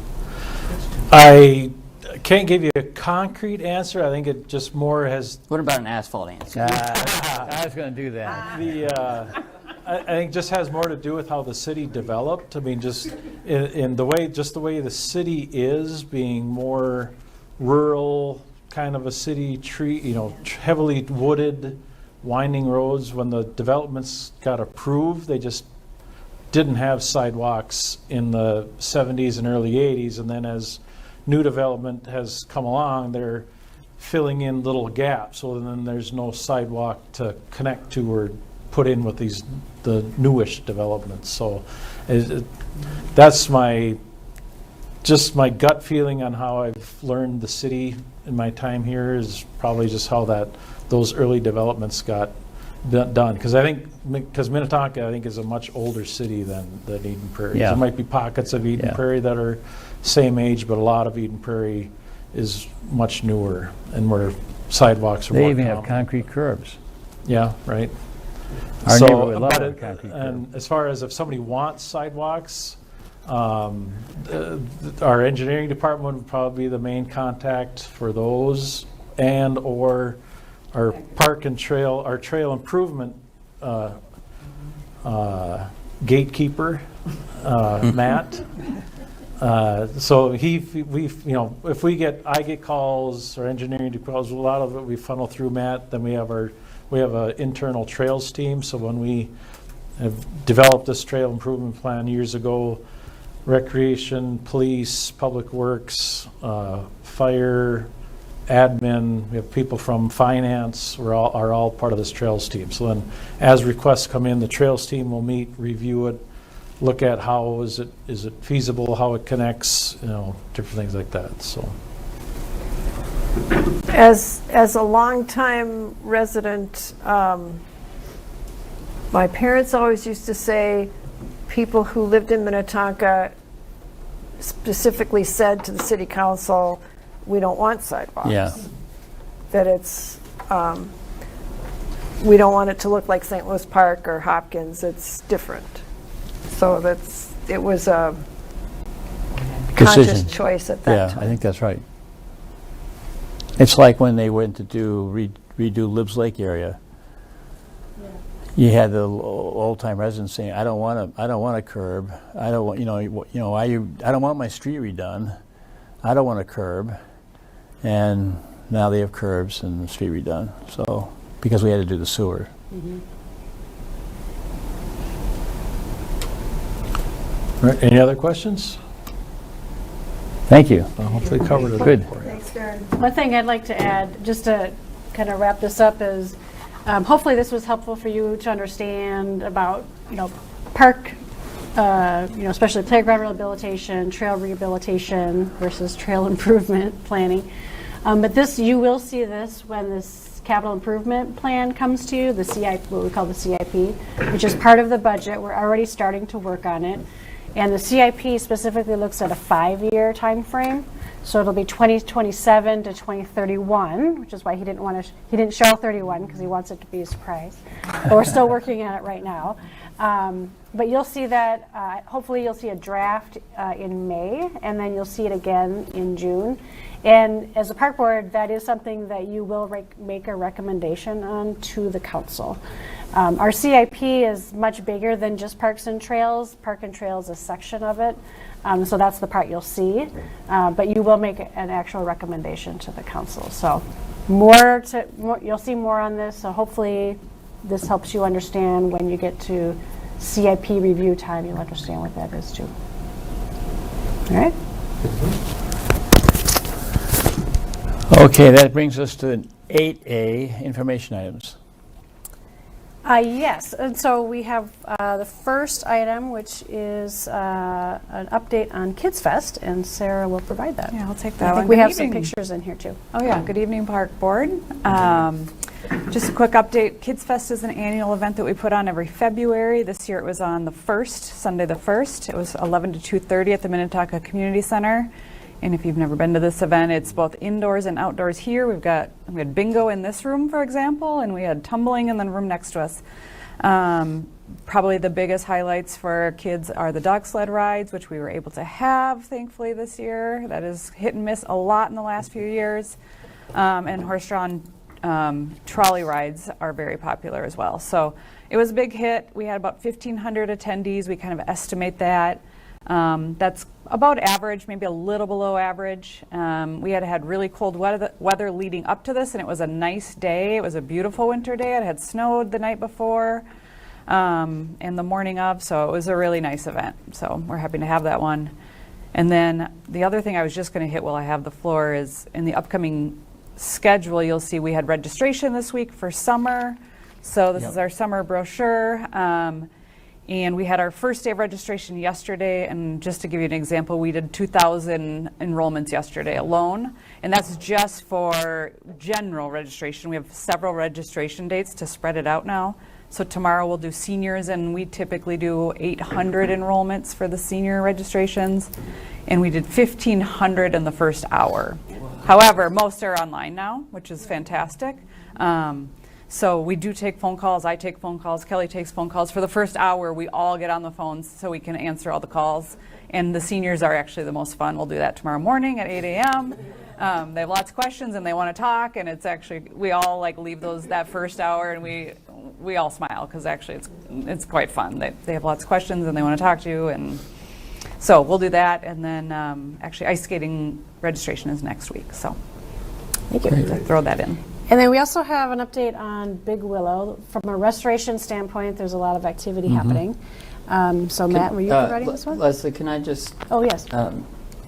So I was 5 of those 2,000 yesterday, and I want to say that the registration process and system, the program of putting stuff in a wish list is awesome. My family is on multiple different registration systems throughout the year, and this one is the most, it's the best.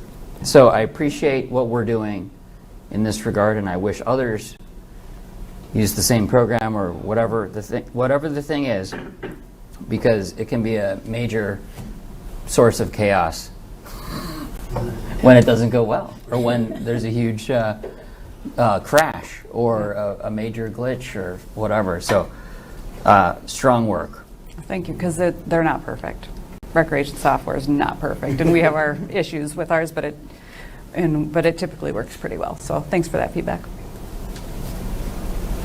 Thank you. And Big Willow Park has ongoing restoration. So timing up with the Big Willow master planning, you've previously seen the restoration and maintenance plan. Well, that work is underway on the north side of Minnetonka Boulevard and in Big Willow around the house that is recently demolished. There's been a bunch of buckthorn mowing in that area, so we're utilizing our staff to do mowing on the south side of the creek, and we've hired a local contractor, Ed's Buckthorn, to start mowing on the north side of the creek through that area. So you'll see some some impact of the buckthorn mowing happening in those areas. We're already putting down native seed mixes in that area. It does open the views up quite a bit, but we'll be assessing those areas and seeing how they respond to the mowing and the new seed coming up relatively soon this year as the weather gets warmer. So big impacts as the restoration gets started, but you really get a lay of the land through there as we're talking about the master plan and some of these new elements. It gives us a chance to sort of see what we're dealing with the topography and the features through those parks. So it's exciting work. Stay tuned. Great. Okay, and then in terms of upcoming schedule, so we have April off, so it'll be 2 months before we get together, so it's hard to imagine that we'll be smack in the middle of spring next time we meet. So for business items, we're in, the goal is an item on the Glen Lake Park, so that will be Matt presenting. We had talked about this park areas of need, kind of a deep dive, where, as I mentioned before, we're talking about that internally, so we'll bring that to you first, I think, for some good discussion in May. And then, as I mentioned before, the draft 2027 to 2031 CIP, you'll see. And then in June, that will come back to you, sort of the final draft, and then you'll make a recommendation. We don't have anything scheduled yet for August. We do have July off, so you know, for the July 4th holiday. And then in September, I wanted to put it on your radar. That is when we typically have our joint city council meeting and tour. So if you do have tour sites that you think would be interesting to go to, we can usually fit in 2 to 3 for the tour. Please let me know. You can either email me or however you want to let me know. But we're taking ideas, so happy to have them. And then, Sarah, do you want to talk about upcoming events? Did you cover all of these? No, I don't think you did. Yeah, Sauna in the Park is just a continuing program, very popular. Sign up now if you want to get in 2 months. But I think that wraps up in April. Is that what I have? Yeah. Through April. Yep. And then, like I mentioned, we've got registration this week and next week. And then we have our Spring Extravaganza event that takes place here. Again, that's a mostly indoor and some outdoor egg hunting. So if you've got little ones, that's a great one. You do need to register. So. Great. And that's all we have. Well, that brings us to 9. Any park board member reports? Any park board members have any reports? If not, we can move to number 10. Like a motion to adjourn? Sure, if you want to make one. I move we adjourn. Second. All in favor? All in favor? Aye. Great. All right. We're adjourned. Thank you. Good meeting. Very good.